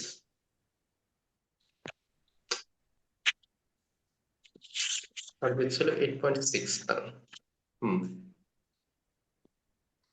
আর তারপরে আমি ওজিটিটি করানোর পর ফাস্টিং আসলো 7 এবং টু আওয়ার্স আফটার, মানে গ্লুকোজ লোড 75 গ্রাম গ্লুকোজ লোড আসলো। আম, এটা ভালো ছিল, এটা 8 বা এরকম কত যেন ছিল আর কি। তো যাই হোক, এখন এটার আপনার ডায়াগনোসিস কি হলো বা ফাইনাল কি বলবেন আপনি? হুম। আইজিটি আর হচ্ছে গিয়ে আইএফজি। আইজিটি, আইএফজি কত থাকলে হয়? ইম্পেয়ার্ড ফাস্টিং গ্লুকোজ, তো সেক্ষেত্রে হ্যাঁ, কত থাকলে হয় সেটা? 6.1 থেকে 6.9। 6.1 to 6.9 হচ্ছে 6.9, তাহলে এটা কত আসবে? 7। 7 7, আছে তাহলে কি হবে? impaired IGT. fasting. আরে বাবা, 6.9 পর্যন্তই তো আপনার ইম্পেয়ার্ড ফাস্টিং বলতেছেন, তাহলে 7 তো পেশেন্ট 6.9 এর বেশি। হয়ে গেল তাহলে। আপনাদের কি দেখাইছিলাম প্রথমে? দাঁড়ান, এটা কত নাম্বার স্লাইড? এটা হচ্ছে 63। আচ্ছা, এই যে ডায়াগনোসিসের ক্রাইটেরিয়া কি দেখাইছিলাম? ফাস্টিং এ যে আমাদের 7 হয়ে গেছে। 7 আর হচ্ছে মোর দেন ইকুয়াল 11 আর হচ্ছে হ্যাঁ, তো এটা 6.5। তো ডায়াবেটিস হয়ে গেছে এই রোগীর। আমি আসলে যে মেসেজটা এখানে দিতে চাচ্ছি সেটা হলো, এই রোগীটা ভালোভাবে খেয়াল করুন, এই রোগীটা কিন্তু সবে বরাতের রোজা রেখে আমার কাছে এসেছে। সে লাস্ট খাবার খেয়েছে সেহরিতে, এবং আমার কাছে যখন এসেছে তখন সকাল 11টা বা 12টার মতো। এই সময়টাতে যদি তার আরবিএসটা আসে 8 পয়েন্ট সামথিং, তাহলে আহ, এটা অলমোস্ট সে অনেকক্ষণ ধরে না খেয়ে আছে না, মানে ফাস্টিং এর মতো রেজাল্ট কিন্তু তার চলে আসতেছে। অনেকক্ষণ না খেয়ে থাকার পরও যদি তার আরবিএস আসে 8 পয়েন্ট সামথিং, তাহলে যদি সে রাত 10টার পরে সারা রাত না খেয়ে থাকে, তাহলে তার ফাস্টিংটা কত আসতে পারে? সেটা অবশ্যই 7 ক্রস করে যাবে, আমি আইডিয়া করি। এইটা চিন্তা করেই দিলাম, কিন্তু সেভাবে তখন হচ্ছে ফাস্টিং তার 7, একদম 7 আসলো, তো ওটা আসলে ডায়াবেটিস ডায়াগনোসিস হয়ে গেল। অতএব মেসেজটা হলো, আরবিএস যখন করবেন, আরবিএস মানে তো র্যান্ডম স্যাম্পল। এখন অনেকেই আরবিএস করার পরে, হ্যাঁ আরবিএস একটা লেভেল আছে যে আমি 7.8 পর্যন্ত নর্মাল, 7.8 থেকে 11.1 পর্যন্ত হচ্ছে গ্লুকোজ ইম্পেয়ার্ড গ্লুকোজ টেস্ট, তারপরে হচ্ছে 11.1 বা তার উপরে গেলে আমরা বলি যে সেটা ডায়াবেটিস। কিন্তু একটা রোগী যদি দীর্ঘক্ষণ না খেয়ে এসে আরবিএস করে, তাহলে সেটা তো তার ফাস্টিং ভ্যালু হয়ে গেল। তো তখন তো তাকে 7 এর উপরে গেলেই ডায়াবেটিস ধরতে হচ্ছে, তখন তার ওই 7.8 ওই ভ্যালু আর কাজে লাগতেছে না। আপনারা কি বুঝতে পেরেছেন আমার কথাটা? আরবিএস করার পরে তার পূর্বে কতক্ষণ পূর্বে খাবার খেয়েছে এটার সাথে রিলেট করতে হবে। ক্লিয়ার আমি কি বলতে চেয়েছি? জি ভাই। বুঝতে পারছি। অতএব আরবিএস তো আরবিএস মানে র্যান্ডম স্যাম্পল। র্যান্ডম স্যাম্পল হতে পারে সেটা খালি পেটেও হতে পারে, আবার সেটা হতে পারে ভরা পেটেও হতে পারে। যখন যেটা হবে সেইভাবে আপনাকে রিলেট করতে হবে। এই রোগী রোজা রেখে এসেছিল, তার অলরেডি মানে খালি পেটে ফাস্টিং এর মতো কিন্তু তাকে ট্রিট করতে হয়েছে আমার ওই ভ্যালুটাকে। তো যাই হোক, ঠিক আছে।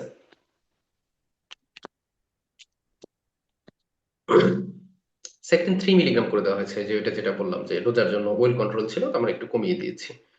আচ্ছা, তারপর আলফা গ্লুকোজাইডেস ইনহিবিটরস এবং মেগলিটিনাইডস। কামরুল ভাই আছেন?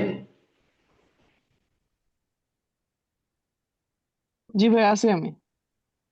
আমাদের কি ক্লাস লেন্দি হয়ে যাচ্ছে নাকি হ্যাঁ, একটু বলেন তো? না না ভাই, কোয়েশ্চেন সমস্যা নাই, ছিল কন্টিনিউ যদি করেন, কন্টিনিউ করেন।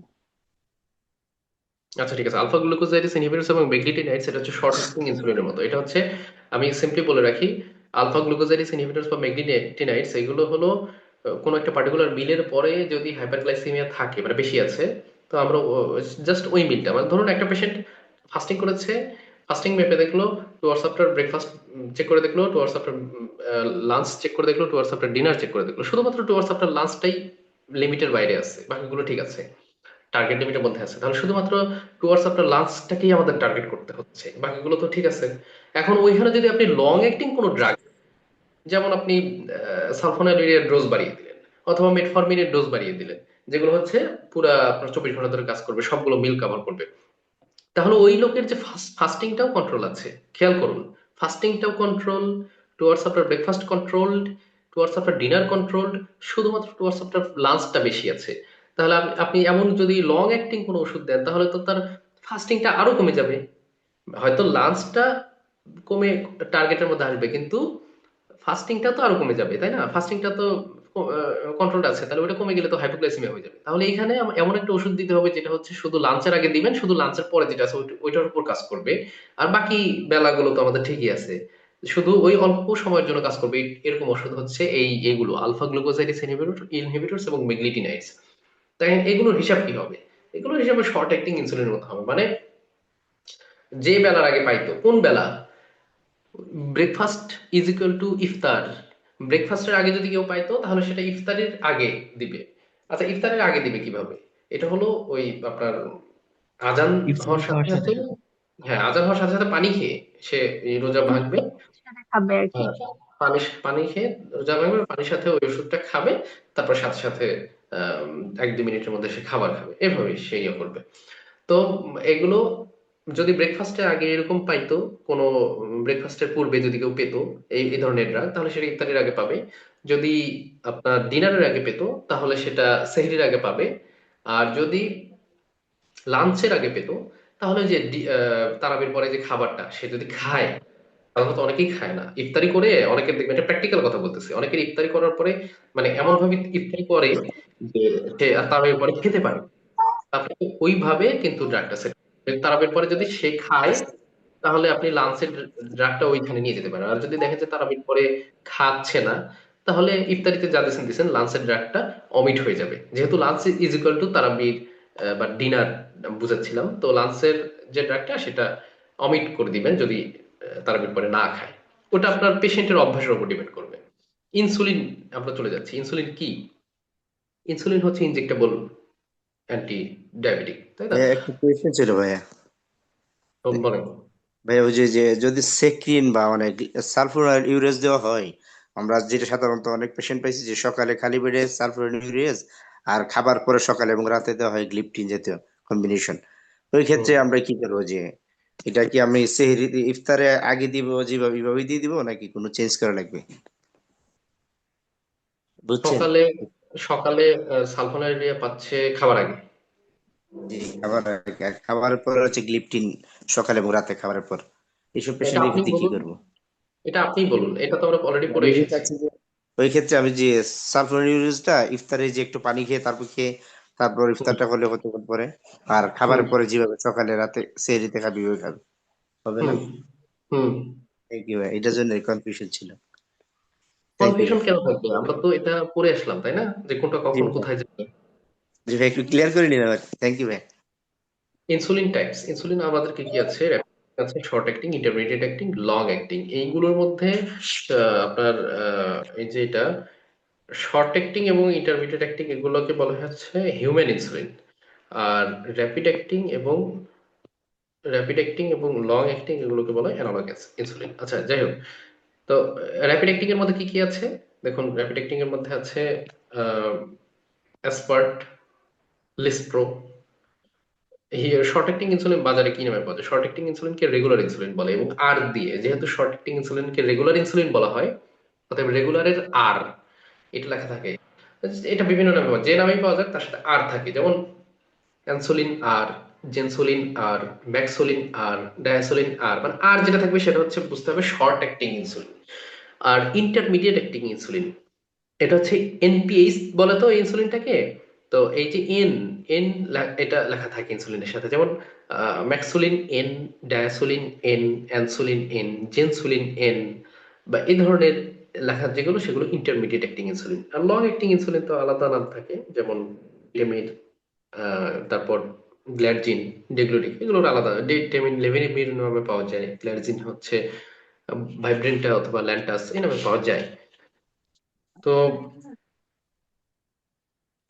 কেউ কি কিছু বললেন?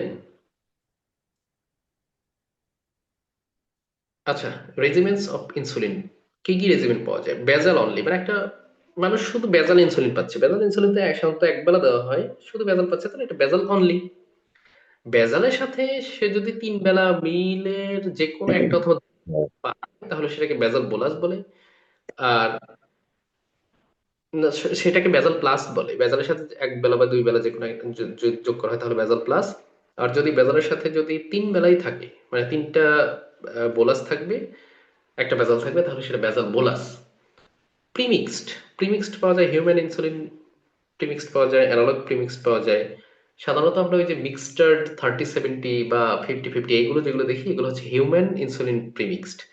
আর স্প্লিট মিক্সড, এটা একটা ফর্মুলা যেখানে আপনার ইন্টারমিডিয়েট এবং শর্ট অ্যাক্টিং ইনসুলিন আপনার ইয়ে করে দেওয়া হয়, মানে আলাদা করে দেওয়া হয়, মানে প্রিমিক্সটাকেই আলাদা আলাদা ভেঙে ভেঙে দেওয়া হয়। ওইদিকে আমরা না যাই, ওটা যদি কারো জানার থাকে সেটা পরে আমরা অ্যান্সার করতে পারবো ইনশাল্লাহ। তো শর্ট অ্যাক্টিং ইনসুলিন আমরা এখন চলে এসেছি রমজানের মধ্যে অ্যাডজাস্ট করব কিভাবে।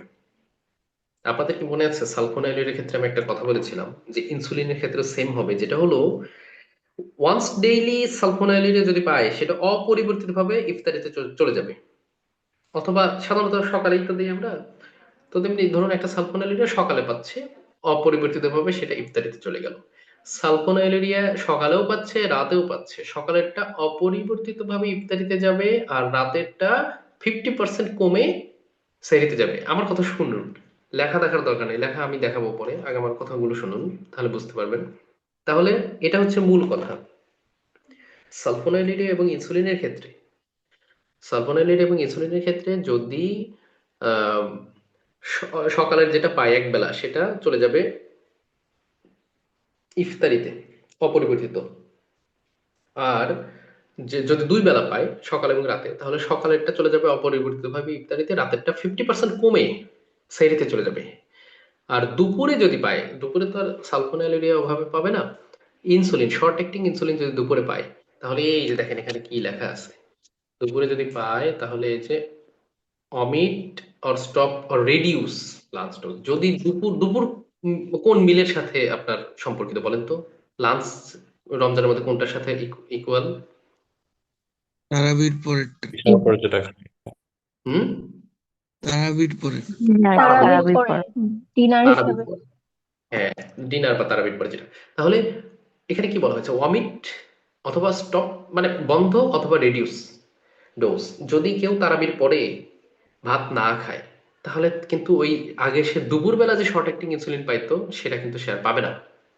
অতএব শর্ট অ্যাক্টিং ইনসুলিন সে অমিট হয়ে যাবে। আর যদি তারাবির পরে সে মোটামুটি খাবার খায়, তাহলে ডোজ কমিয়ে আপনি ওটা দিবেন, এটা হচ্ছে কথা। আর মর্নিং ডোজ অপরিবর্তিতভাবে ইফতারিতে চলে যাবে, আর ইভিনিং ডোজটা আপনার সেহরিতে চলে যাবে 50% রিডাকশন। এটা শর্ট অ্যাক্টিং ইনসুলিনের কথা বললাম।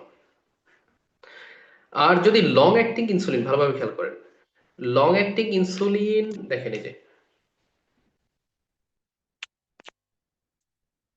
লং অ্যাক্টিং ইনসুলিন 1 বেলাই তো পায়, অথবা এনপিএইচ ইনসুলিন যদি ওয়ান্স ডেইলি পায়, এই দুইটা।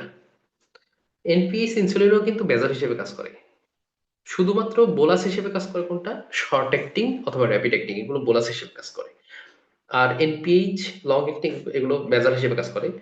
তো এনপিএইচ যদি ওয়ান্স ডেইলি দেওয়া হয়, তাহলে কিন্তু সে লং অ্যাক্টিং এর মতোই ওয়ান্স ডেইলি বেজার হিসেবে কাজ করতেছে। তাহলে লং অ্যাক্টিং এবং অথবা এনপিএইচ যদি ওয়ান্স ডেইলি দেওয়া হয়, তাহলে এটা সরাসরি ইফতারিতে চলে যাবে।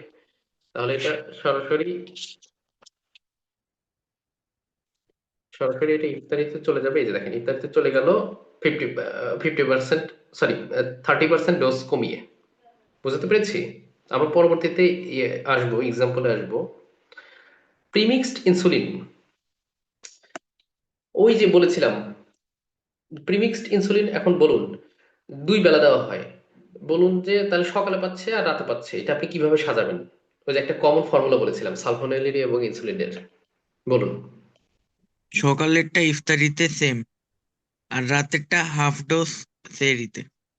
আচ্ছা আমাকে এটা বলুন তো, প্রিমিক্সড ইনসুলিন কয় বেলা দেওয়া হয়? 2 বেলা। 2 বেলা দেওয়া হয়। যে ইনসুলিন 2 বেলা দেওয়া হয়, তাহলে সেটা সকালেরটা অপরিবর্তিত ভাবে রাতে ইফতারিতে যাবে, রাতেরটা 50% কমে সেহরিতে যাবে। জি। এখন এনপিএইচ ইনসুলিন, দেখেন এই যে এনপিএইচ ইনসুলিনটাও কিন্তু যখন 2 বেলা দিচ্ছি, এনপিএইচ ইনসুলিনটা যখন 2 বেলা দিচ্ছি, একই ঘটনাই ঘটছে যে morning dose same to iftar, evening dose কিন্তু 50% কমে যাচ্ছে। তাহলে এখান থেকে আমরা দুটো মেসেজ পাচ্ছি, যদি লং অ্যাক্টিং ইনসুলিন পায় তাহলে সেটা ইফতারিতেই পাবে অথবা ডিনারেও দিতে পারেন, ইফতারিতে অথবা ডিনারে। লং অ্যাক্টিংটা ডিনারে দিন, অসুবিধা নেই, কারণ লং অ্যাক্টিং এর সাথে খাবারের কোনো সম্পর্ক নেই। লং অ্যাক্টিংটা ডিনারে দিবে 30% কমিয়ে, অথবা এনপিএইচ ইনসুলিন যদি ওয়ান্স ডেইলি দেওয়া হয় তাহলে সেটাও 30% কমিয়ে। কিন্তু এনপিএইচ ইনসুলিনের সাথে তো আর আছে, খাবারের সম্পর্ক আছে, এনপিএইচ ইনসুলিন তো খাবারের আগে নিতে হয়, তাহলে সেটা অবশ্যই ইফতারিতে পানি খেয়ে তারপর ইনসুলিন নিয়ে তারপর খাবার খেতে হবে, কিন্তু 30% কমিয়ে দিতে হবে। কোন কোন ইনসুলিন 2 বেলা দেওয়া যেতে পারে? প্রিমিক্সড 2 বেলা দেওয়া যেতে পারে, দেওয়া হয়, অথবা এনপিএইচ 2 বেলা দেওয়া হয়, অথবা শর্ট অ্যাক্টিং কেউ আহ, সকালে দুপুরে রাতে অথবা সকালে রাতে পেতে পারে। তাহলে যে ইনসুলিন গুলো 2 বেলা দেওয়া হয় তাদের ক্ষেত্রে মর্নিং এরটা ইফতারিতে চলে যাবে অপরিবর্তিত ভাবে, আর রাতেরটা 50% কমে সেহরিতে চলে যাবে।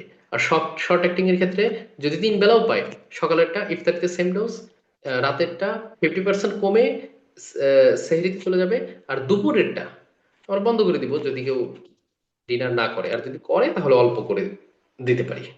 আমরা একটু একটু প্র্যাকটিক্যাল কেস দেখি। একজন ভাইব্রেন্টটা পাচ্ছে 20, ইনসুলিন পাচ্ছে আর, মানে রেগুলার 12 8, কমেডিক্স আর 500, এটা আমাকে একটু সাজিয়ে দেখেন, বলেন ভাইব্রেন্টটা কি ইনসুলিন এটা বলেন তো। Long acting. Long acting. Long acting তো এক বেলাই দেওয়া হয়, তা সেটার ফর্মুলা কি? তারাবির পরে দেওয়া যেতে পারে। তারপরে ডোজ কি হবে? 30% রিডাকশন। 30%। লং অ্যাক্টিং এক বেলাই হবে, সেটা তারাবির পরে 30% কমে যাবে। সাথে আছে ইনসুলিন আর 3 বেলা, এটাকে কিভাবে আপনি সাজাবেন বলেন?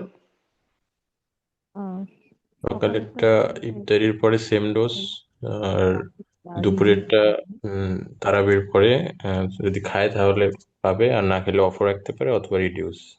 আর রাতেরটা হচ্ছে 4, মানে না সেহরির খেলে অফ, না খেলে অফ অথবা রেডিউস মানে কি? মানে যদি না খায় তাহলে আপনি অফ করবেন অথবা কমিয়ে দিবেন, এটা? না খেলে অফ করে দিব, আর যদি সিগনিফিকেন্ট কিছু খায় তাহলে কমিয়ে দিব। খেলে হ্যাঁ, কমাই দিবে, না খেলে জি। না খেলে তো খাবার খাবার না খেলে ইনসুলিন কেন পাবে শর্ট অ্যাক্টিং ইনসুলিন? যদি কেউ খাবার না খায় তাহলে কোনো শর্ট অ্যাক্টিং ইনসুলিন পাবে না, না খেলে তাই। আর যদি খায় তাহলে অল্প করে দিবেন, 12-র জায়গায় আপনি 8 করে দিলেন, ঠিক আছে। আর এই যে 8 রাতে পাচ্ছে 8, এটাকে কি করবেন? এটাও 50% রিডিউস করে সেহরিতে দেবো। ওকে, তাহলে 20টাকে আমরা কমিয়ে, ধরুন আমরা 30% যদি কমিয়ে দেই তাহলে হয়তো বা 16 করতে পারি। 16 করে আমরা ডিনারে দিয়ে দিলাম। আর এটা এই যে 12 যেটা আছে এটা সেম চলে যাবে ইফতারিতে। আর এই দুপুরের 12টা আমরা lunch is equal to dinner, এটা আমরা গিয়ে অফ করে দিতে পারি, স্টপ, অথবা রিডিউস করতে পারি। রিডিউস করব যদি খাবার খায়, স্টপ করব যদি কিছুই না খায়। আর রাতের যে 8 এটা হয়ে যাবে 4 টু সেহেরি, ঠিক আছে না? কমেট এক্সেল কখন দিবেন? এটা সেম ইফতারি। ইফতারিতে। ইফতারিতে দিয়ে দেন, অসুবিধা নেই তো। ভাইব্রেটটা দেখেন আমি 16 বলছিলাম, এটা 14 করে দেওয়া হয়েছে, এটা কোনো বিষয় না। ইনসুলিন এই যে দেখেন, সেহরিতে হয়ে গেছে 4, রাতে আমরা বন্ধ করে দিচ্ছি, ধরে নিলাম রোগী কিছুই খায় না রাতে, আর খেলে হয়তো 2 বা 4 এরকম দিতাম। আর 12 এটা অপরিবর্তিত ভাবে চলে গেছে, 12ই ছিল, ইফতারিতে চলে গেছে। কমেট এক্সেল আমরা ইফতারিতে দিয়ে দিয়েছি। এটা 4 সেহরি ইফতার, এটা এখানে না উল্টা হয়েছে, মানে এটা সাজানোটা উল্টা হয়েছে, কিন্তু এটা হচ্ছে অ্যাকচুয়ালি এই 12টা হবে ইফতারিতে, এই 0টা হবে ডিনার, আর এই 4টা হবে সেহরি। ল্যান্টাস ম্যাক্সোলিড আর আছে, এটা বলো।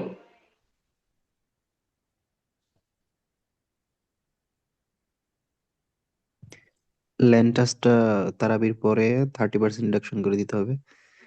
আর ম্যাক্সোলিন আর এটা ইফতারিতে আহ 50% রিডাকশন। না, ইফতারিতে ইফতারিতে 50% এটা সেম এটা কোন বেলা পাচ্ছে? এটা তো দুপুরে লাঞ্চের আগে পাচ্ছে। তারাবির পরে আর কি ওইভাবে আগের মতো করি, যে না খেলে অফ আর খেলে রিডিউস। হ্যাঁ, তো ল্যান্টাস আমরা কত পাচ্ছিল, 30 পাচ্ছিলাম, তো 21 করে দিলাম, 30% রিডিউস করে দিলাম। আর ম্যাক্সোলিন আর আমরা অল্প করে দিয়েছি, ডিনারে অল্প করে দিয়েছি, ধরে নিলাম রোগী হয়তো কিছু খায় হালকা, তো সেক্ষেত্রে আমরা 4 করে দিলাম আর কি। সে ম্যাক্সোলিন আগে ছিল 20, আমরা 4 করে দিয়েছি, অল্প করে দিয়েছি। পরে কিন্তু চেক করতে হবে, মানে আমরা একটা রোগীকে একটা ড্রাগ মডিফাই করে দিলাম, পরে সেটা আবার ব্লাড সুগার চেক করে করে কিন্তু ডোজ বাড়ানো কমানো এগুলো কিন্তু করতে হবে, অ্যাডজাস্ট করতে হবে। ভাইব্রেনটা 20 পাচ্ছে রাতে, ম্যাক্সোলিন সকালে 12 পাচ্ছে, কি করবেন?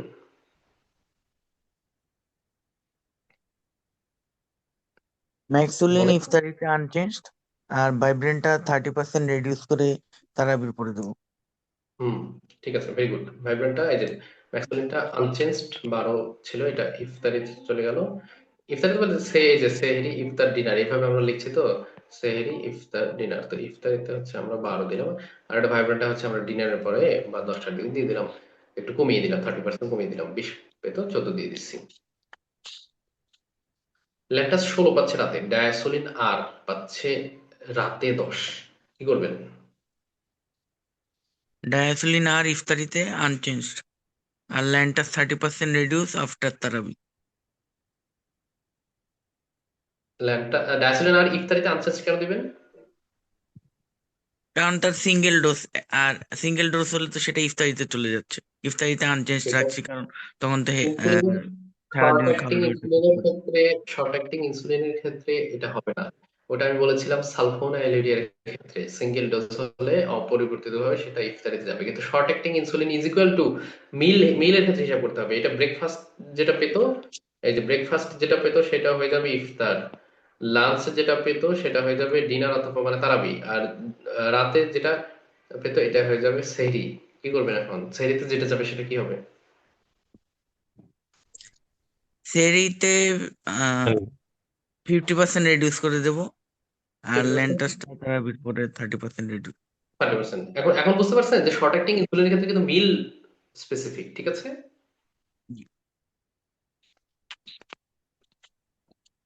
এই যে ল্যান্টাস, এটাই আনসার, আপনি যেটা বলেন সেটাই।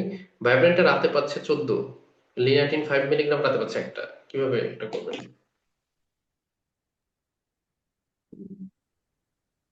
ভাইব্রেন্টটা রাতে 50%, লিনাটিন সিয়ারির ইফতারের পর।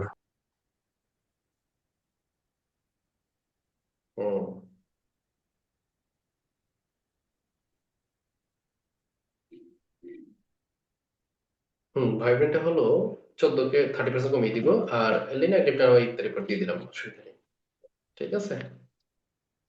মিক্সটার 30-70 টা কি টাইপের ইনসুলিন, কি ধরনের প্রিপারেশন? এটা প্রেমিক্স হতে পারে। প্রিমিক্সড, 2 বেলা আছে, কি করবেন বলেন? প্রথম বেলায় ইফতারিতে আনচেঞ্জ, আর পরেরটা 50% রিডিউস সেরিতে। হুম, তো 12 হয়ে যাবে ইফতারিতে আনচেঞ্জড, আর 6 এটা 50% কমে যাবে, মানে 2 অথবা 4 দেওয়া যেতে পারে। আর কমেন্ট এটা আমরা দিয়ে দিলাম, যে কোনো এক বেলা ইফতারিতে দিলাম। মিক্সড প্যাটাই যে এটা, ঠিক আছে? এটা এটা কি ইনসুলিন? Intermediate intermediate. ইন্টারমিডিয়েট আর শর্ট ইন্টারমিডিয়েট। অ্যাক্টিং। আর এটা শর্ট অ্যাক্টিং। তাহলে এই পুরা ফর্মুলাটাকে কি রেজিমেন বলতেছি আমরা ইনসুলিনের? Intermediate plus. Split mixed. বলেন এটা কিভাবে করবেন?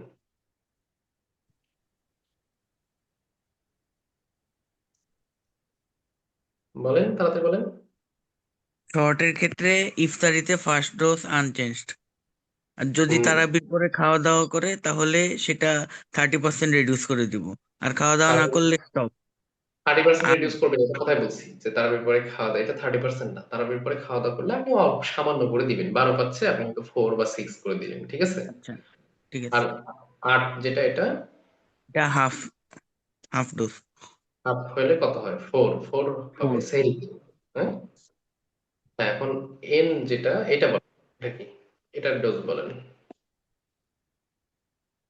এটা ইফতারিতে আনচেঞ্জড, আর সেহরিতে হাফ ডোজ দেওয়া যেতে পারে। ইফতারিতে কত পাবে এটা বলেন, আনসেস্ট কত, 20।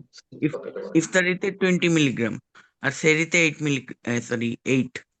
20 ইউনিট। ইফতারের সাথে যাবে আর হ্যাঁ, তাহলে 20 হচ্ছে আনসেস্ট ভাবে চলে যাবে ইফতারিতে। ইফতারিতে 20ই পাবে। আর এই 16 যেটা, এটা সেহরিতে 8 হয়ে যাবে। হ্যাঁ, ইউনিট অ্যান্সার এটা, ঠিক আছে। ব্লাড গ্লুকোজ মনিটরিং আমরা কিন্তু শিখলাম যে কিভাবে আমরা অ্যাডজাস্ট করব। ব্লাড গ্লুকোজ মনিটরিং আমরা কখন কখন করব, এত ঝামেলার দরকার নেই। আমরা খুব সিম্পলি যদি বলি, তাহলে যে রোগীর প্রি সেহরির পূর্বে, ইফতারের পূর্বে, বা ইফতারের 2 ঘন্টা পরে এভরিডে মাপতে হবে না। প্রথম প্রথম একটু কয়েকদিন এভরিডে মেপে তারপর যখন অ্যাডজাস্ট হয়ে যাবে, তারপর হয়তো বা সপ্তাহে 1 দিন বা 2 দিন এরকম চেক করলে হবে। এখন এই 3টা হচ্ছে করা উচিত। তারপরও যদি মানে পেশেন্ট একেবারেই চায় যে আমি শুধু একবেলা দেখতে চাই, তাহলে উচিত না একবেলা শুধু দেখা, এটা তো উচিত না। তবে যদি চায়, তাহলে একবার মানে মাপতেই চায় না তাকে কোনো রকম ভাবে, তাহলে সে হচ্ছে ইফতারের 2 ঘন্টা পরে সে আসলে চেক করবে আর কি।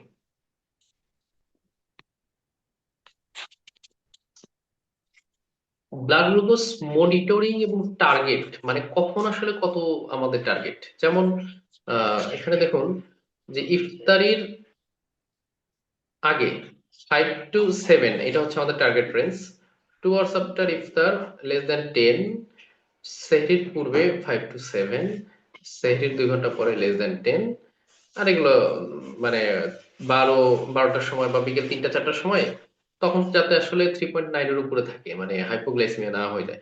অতএব সেহরির পূর্বে এবং ইফতারির পূর্বে 5 to 7, আর মিলের পরে 2 ঘন্টা পরে, মানে সেহরির 2 ঘন্টা পরে অথবা ইফতারের 2 ঘন্টা পরে <10। when to break fasting, মানে কখন সে রোজা ভাঙবে, এটা আমাদের একটু জানা দরকার। যে একটা একটা লাইফ থ্রেটেনিং কন্ডিশন চলে গেল, কিন্তু তারপরে তো আসলে তার জন্য রোজা রাখতেই হবে, ব্যাপারটা এরকম নয়। এটা তো এক্সকিউজ করা হয়েছে, তাহলে কখন সে এটা ভাঙবে এটা আমরা একটু দেখি। যে দেখুন, যদি হাইপোগ্লাইসেমিয়া হয় আর হাইপারগ্লাইসেমিয়া হয়, তাহলে সে রোজা ভাঙবে। এই যে হাইপোগ্লাইসেমিয়া এবং হাইপারগ্লাইসেমিয়া। হাইপোগ্লাইসেমিয়া বলতে আসলে কত? এই যে দেখেন এখানে 3.9 অথবা তার চেয়ে কম, মানে <3.9 হলে সে রোজা ভেঙে ফেলবে। আর হাইপারগ্লাইসেমিয়া হচ্ছে 16.6, এটার বেশি হলে সে রোজা ভেঙে ফেলবে। এটা হচ্ছে এটা নিয়ম। আর এই যে এখানে ক্লিনিক্যাল কিছু ফিচার আছে, যে হাইপোগ্লাইসেমিয়া হলে কি কি অসুবিধা হতে পারে, সে এগুলো একটু রোগীকে বলে দিবে বলে দিবেন। যে প্যালপিটেশন হয়, হাঙ্গার হয়, সোয়েটিং হয়, মেন্টাল স্ট্যাটাস হয়, হেডেক হয়। আর হাইপারগ্লাইসেমিয়া হলে thirst, hunger, frequent urination, fatigue, confusion এগুলো বেড়ে যায়। তো খারাপ লাগলে সে গ্লুকোজ চেক করবে। গ্লুকোজ চেক, আচ্ছা গ্লুকোজ চেক করলে কি রোজা ভাঙে? মানে ডায়াবেটিস সুগার চেক করলে কি রোজা ভাঙে? না, রোজা ভাঙে না। অতএব এটা রোগীকে বলে দিন যে ডায়াবেটিস চেক করলে রোজা ভাঙে না। এমনকি ইনসুলিন নিলেও রোজা ভাঙে না। রোজা রাখা অবস্থায় যদি ইনসুলিন নেয় অথবা রোজা রাখা অবস্থায় যদি সে গ্লুকোজ টেস্ট করে, তাহলে তার রোজা ভাঙবে না। তাহলে খারাপ লাগলো, সে চেক করলো, বিলো 3.9 অথবা অ্যাবভ 16.6 হলে সে রোজা ভেঙে ফেলবে।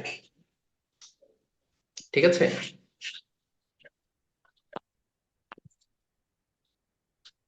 Diabetes mellitus with pregnancy in Ramadan। এখানে প্রেগনেন্ট ওমেনদের ক্ষেত্রে কখন কখন তারা আসলে চেক করবে এটা আমরা একটু প্রথমে দেখি।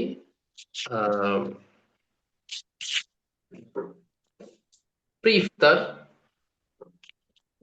তারপর 2 hours আফটার ইফতার, ইফতারের আগে, ইফতারের 2 ঘন্টা পরে, যখনই দিনের বেলা অ্যাটলিস্ট একবার, বিশেষ করে বিকেলে, এবং any time they feel unwell, যখনই তারা খারাপ লাগছে তাদের তখনই, অথবা যদি তারা আহ, মানে যখনই খারাপ লাগবে তখনই। আর প্রেগনেন্সির টার্গেট কত থাকবে, প্রেগনেন্সির টার্গেটটা কিন্তু একটু আলাদা, এটা আপনারা হয়তো জানেন। ফাস্টিংটাকে, এই যে ফাস্টিং হলো 5.3 নিচে, এবং 2 hours আফটার মিল হচ্ছে 6.7 এর নিচে রাখতে হয়। প্রেগনেন্সির টার্গেট রেঞ্জটা আলাদা, অতএব প্রেগনেন্সির ক্ষেত্রে হিসাবটা একটু অন্যরকম হবে। প্রেগনেন্সির ক্ষেত্রে এই কারণে টাইট কন্ট্রোলটা আসলে কঠিন হয়ে যায়, যার কারণে প্রেগনেন্সিতে আপনার ডায়াবেটিস থাকা মানেই সে হচ্ছে মডারেট রিস্ক ক্যাটাগরিতে চলে যায়। তো সেক্ষেত্রে পেশেন্টকে যদি একটু ঝুঁকিপূর্ণ মনে হয়, আপনি বলতে পারেন যে হ্যাঁ, আপনি রোজাটা রাখেন না। আর একটা প্রেগনেন্ট লেডির টার্গেট রেঞ্জ আলাদা হইলেও সে কখন রোজা ভেঙে ফেলবে সেটা কিন্তু, যদি কেউ রোজা রাখে তাহলে সেটা কিন্তু আবার সেম। কখন? এই যে আমরা একটু দেখাই, এই যে 3.9 থেকে 5.3, এটা প্রেগনেন্সি রেঞ্জ। 3.9 এর কম হলে, অথবা যদি এই যে পোস্টপ্রেন্ডিয়াল যদি আপনার ভেঙে ফেলার কথা বলতেছি, যদি 16.7 অথবা তার বেশি হয় এরকম, যদিও টার্গেট কিন্তু 6.7, কিন্তু ভেঙে ফেলার যে ক্রাইটেরিয়া সেটা হচ্ছে এটা, এত বেশি হয়ে গেলে ভেঙে ফেলবে। আর আরেকটা বিষয় হলো যে রিডিউসড ফিটাল মুভমেন্ট, যদি ফিটাল মুভমেন্ট কম হয় তাহলে সে রোজা ভেঙে ফেলবে। ফিলিং, সে কখন চেক করবে? আনওয়েল ফিল করতেছে, খারাপ লাগতেছে, সে চেক করবে। চেক করে যদি ব্লাড গ্লুকোজ 3.9 এর কম অথবা 16.6 এর বেশি, তাহলে ভেঙে ফেলবে। আর রিডিউসড ফিটাল মুভমেন্ট থাকলে রোজা ভেঙে ফেলবে। আচ্ছা, thank you, thank you for your kind attention. আমার মনে হয় অনেক কষ্ট দিয়ে ফেলছি। এবার আপনাদের কিছু বলার থাকলে বলেন। কামরুল ভাই, বলেন। জি ভাই।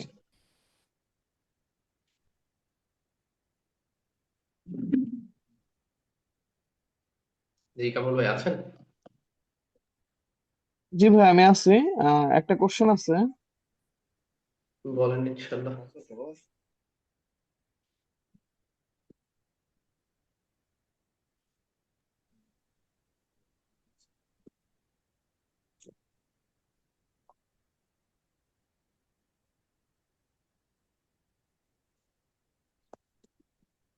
ভাই, ওই যে একটা কোশ্চেন ছিল, যে 2 বেলা যদি হচ্ছে লিনাগ্লিপ্টিন প্লাস মেটফর্মিনের কম্বিনেশন নেয়, মানে রাত্রে আর হচ্ছে সকালে, আর সাথে এম্পাগ্লিফ্লোজিন হচ্ছে একবেলা দুপুরে নেন, সেই ক্ষেত্রে হচ্ছে মানে অ্যাডজাস্টমেন্টটা কিভাবে করবে?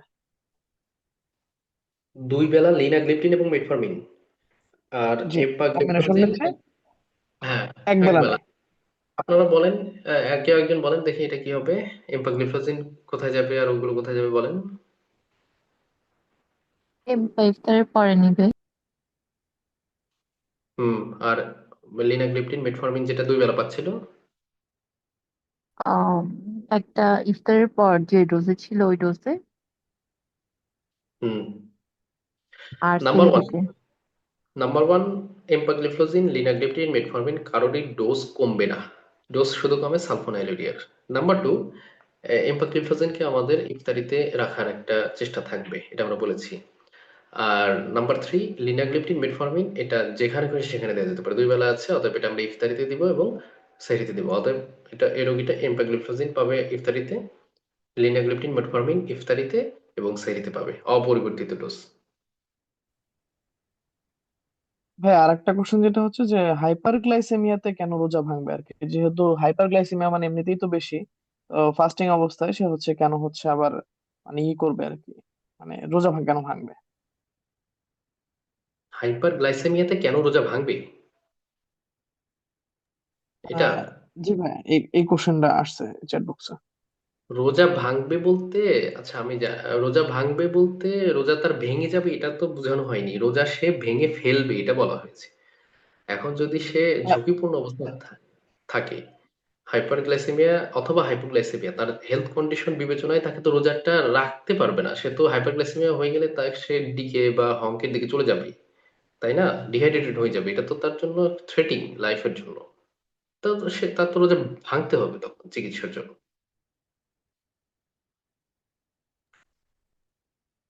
এটা ভাইয়া এটা আরেকটা বোঝানো হয়। কোয়েশ্চেন ছিল। জি, বলেন। ভাইয়া কোনো পেশেন্ট যদি সালফোনাইল ইউরিয়া সকালে আগে খেত, আর হচ্ছে এমপাগলিফ্লোজিন এন্ড মেটফর্মিনের কম্বিনেশন জার্ডিয়ামের, সেটা হচ্ছে উনি সকালে খেতেন আর হচ্ছে রাতে। তো রমাদানের ক্ষেত্রে তো সালফোনাইল ইউরিয়া আমি হচ্ছে তাকে ইফতারে পানি খাওয়ার সাথে সাথে খাবে, এটা তো ঠিক আছে। কিন্তু এমপাগলিফ্লোজিন আর হচ্ছে মেটফর্মিনের যে কম্বিনেশন উনি সকালে এবং রাতে নিতেন, মানে সেটা কিভাবে নিবেন? আচ্ছা, এখানে একটা বিষয় হচ্ছে, সালফোনাইলেরিয়া একটা পাইতো, তাই তো? জি জি, সালফোনাইল ইউরিয়া সকালে আগে পেতেন আর কি। সালফোনাইলেরিয়া সকালে যেটা পাবে সেটা ফার্স্ট প্রায়োরিটি, সেটা ইফতারিতে চলে যাবে, number one. Number two, empagliflozin এবং মেটফর্মিন, এটা আমরা বলেছিলাম যে এম্পাগ্লিফ্লোজিন ইফতারিতে দেওয়া উচিত, সেহরিতে দেওয়া উচিত নয়। কিন্তু এই রোগী এম্পাগ্লিফ্লোজিন এবং মেটফর্মিনের যে কম্বিনেশন সেটা দুই বেলা পাচ্ছে, তাই তো? এখন যে জি জি, বিষয়টা হচ্ছে আগে হচ্ছে সকালে আর রাতে পেতেন। সকালে রাত পেতে, এখন এম্পাগ্লিফ্লোজিনের যে বিষয়টা, এম্পাগ্লিফ্লোজিনের ডোজ হচ্ছে 10 মিলিগ্রাম, মিনিমাম 10 মিলিগ্রাম, এবং হাইয়েস্ট হচ্ছে 25 মিলিগ্রাম পার ডে। যখন এম্পাগ্লিফ্লোজিন শুধু সিঙ্গেল ভাবে দেওয়া হয় তখন সেটাকে 10 মিলিগ্রাম প্রিপারেশনে দেওয়া হয়, এবং আমরা ওইভাবেই বলেছি যে 10 মিলিগ্রামকে আমরা ইফতারিতে দেওয়ার চেষ্টা করবো। কিন্তু এই রোগী যেটা পাচ্ছে, এম্পাগ্লিফ্লোজিন এবং মেটফর্মিনের কম্বিনেশন কিন্তু দেখবেন 5 মিলিগ্রামের সাথে কম্বিনেশন, 10 মিলিগ্রামের সাথে জি, উনি নয়। হচ্ছে 550 পেতেন আর কি। হ্যাঁ, five five five hundred five five five five hundred জি, এটাই বলছি যে যেখানে মেটফর্মিনের সাথে এম্পাগ্লিফ্লোজিনের কম্বিনেশন সেটা কিন্তু 10 মিলিগ্রাম না, সেখানে 5 মিলিগ্রাম এম্পাগ্লিফ্লোজিন আছে। অতএব এই 5 মিলিগ্রাম এম্পাগ্লিফ্লোজিন আপনি সেহরিতে দিতে পারবেন, যেটা 10 মিলিগ্রাম এম্পাগ্লিফ্লোজিনের কথা আমরা বলেছিলাম সেহরিতে দেওয়াটা উচিত হবে না। কিন্তু আপনাকে তো এক বেলা 5 মিলিগ্রাম এম্পা দিয়ে কাভার করতে পারবে না, মিনিমাম আপনার 10 মিলিগ্রাম এম্পা লাগবে। অতএব তার জন্য ইফতারিতে একটা 5 দিলে সেহরিতে আর একটা 5 দিতে হচ্ছে। আমরা সেহরিতে দিব না সেটা বলেছিলাম 10 মিলিগ্রাম অথবা 25 এর কথা, কিন্তু 5 মিলিগ্রাম এম্পা সেহরিতে দিতে পারবেন, এবং ইফতারি থেকে সেহরির মধ্যে একটু পানিটা বেশি খাবে। ঠিক আছে? জি জি ভাই।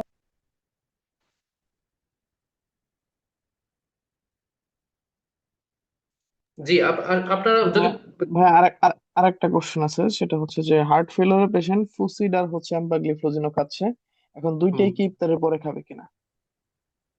হার্ট ফেলিউরের পেশেন্ট ফুসিড এবং এম্পাগ্লিফ্লোজিন পাচ্ছে, সেই ক্ষেত্রে আপনি যেটা করতে পারেন, ডোজটা একটু কমিয়ে দিতে পারেন, এবং কারণ দুটো ডায়াবেটিক্স একসাথে পাওয়াটা এটা আসলে অতটা ভালো না।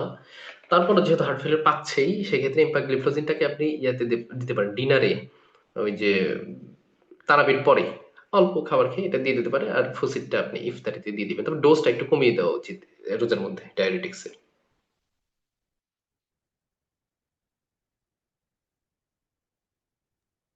ভাইয়া চ্যাট বক্সে এই কোশ্চেন গুলো ছিল, আর কোনো কোশ্চেন এই মুহূর্তে দেখতে পাচ্ছি না। আচ্ছা, ঠিক আছে, আমি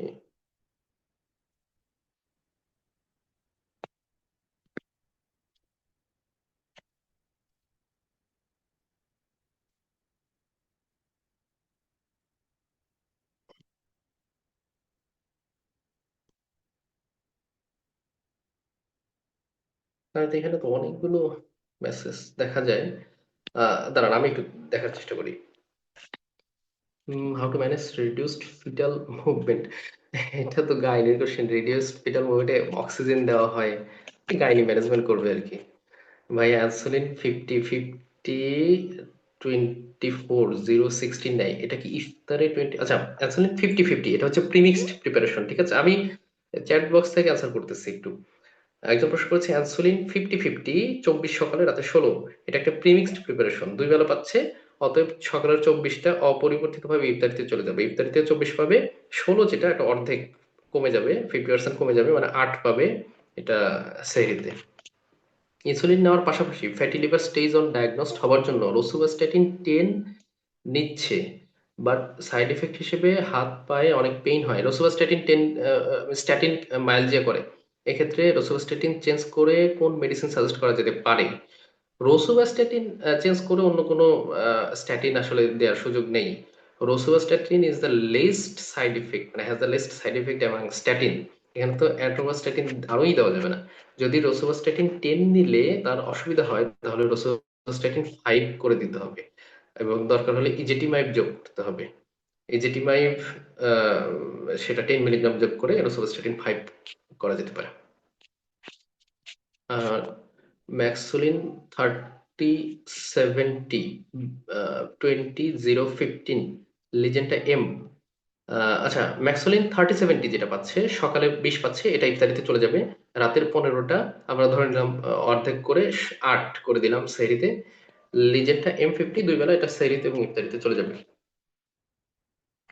রোসুভাস্ট্যাটিন কখন খাবে? এটা যে কোনো সময় খাওয়া যেতে পারে।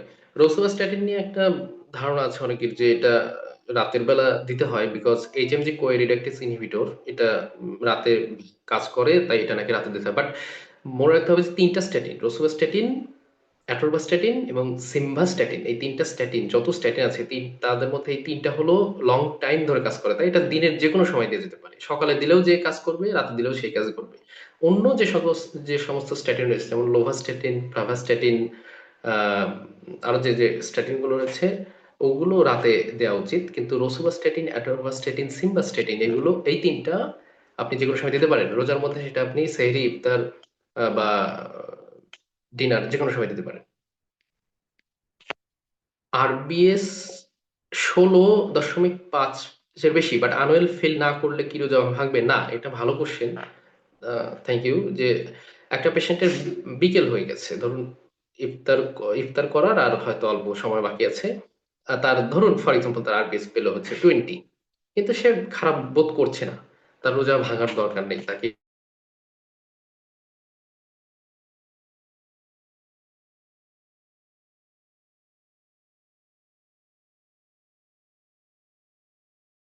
Diabetic ketosis ketoacidosis in non diabetic patient, non diabetic না, না না না না না হোয়াট প্রিকশন শুড বি, না, নন ডায়াবেটিক পেশেন্টে এম্পা 10 ইউগ্লাইসেমিক এটা করবে না ইনশাআল্লাহ। এটা ডায়াবেটিক পেশেন্টের ক্ষেত্রে করতে পারে।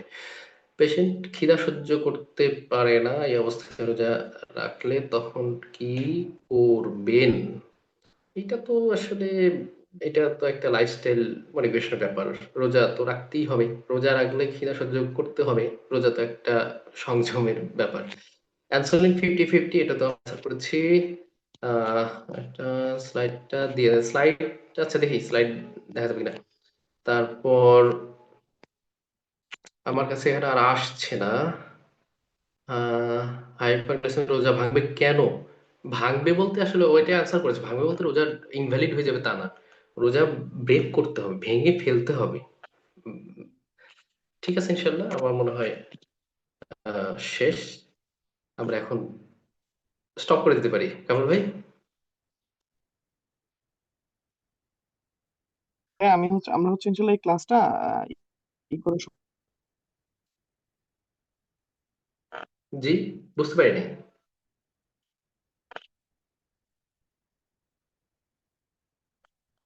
আমাদের মুসলিউদ্দিন ভাই এসেছে। যারা থ্যাংক ইউ। আমাদের কমেন্ট করেছিল তাদেরকে শুনটা ইনশাল্লাহ সবাইকে। তাহলে আর কিছু বলবেন কি? তাহলে আমি হচ্ছে ক্লাসটা ইন করে দিব আর কি। না, আমার আর কিছু বলার নেই, যদি কেউ কিছু বলতে চায় সেটা বলতে পারে, তারপরে তা না হলে আমরা বন্ধ করে দিতে পারি। মুসলিউদ্দিন ভাই আপনি কিছু বলবেন কিনা? আমি আপনাকে দেখলাম। মসলুদ্দিন ভাই, ভাই কিছু বলবেন? ভাই একদম ফুল টাইম ক্লাসে আছেন একদম প্রথম থেকে।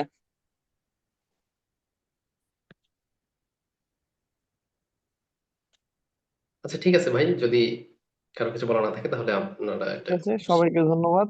হামজা ভাই আপনাকে অনেক ধন্যবাদ, কষ্ট দিলাম আপনাকে, বাট আসলে আমার মনে হয় এই সেশনটা খুব দরকার ছিল আমাদের জন্য। না ভাই, এটা তো আসলে এখন বাংলাদেশ বললাম না, বাংলাদেশের ম্যাক্সিমামই তো মুসলিম ফ্যামিলি, আর হলো ডায়াবেটিস তো ঘরে ঘরে। তো সেই ক্ষেত্রে ওইটা হলো, এটা তো আমাদের একটা সদকায়ে জারিয়া হিসেবে কাজ করবে। আচ্ছা, এটা হচ্ছে একজন জি প্রশ্ন ভাই। করেছে জিডিএম এর ডায়েটটা কিভাবে মেনটেন করবো? ভাই, জিডিএম এর ডায়েট আর ডায়াবেটিক ডায়েট একই। খালি মানে মিষ্টি জাতীয় খাবার কম বা এইভাবে ক্যালোরি দেখে খাবারটা একটু মেনটেন করলেই হবে। জি, কামরুল ভাই। ঠিক আছে ভাই, তাহলে আমি ইনশাল্লাহ সেশনটা এন্ড করে দিচ্ছি। আসসালামু আলাইকুম। ওয়ালাইকুম আসসালাম।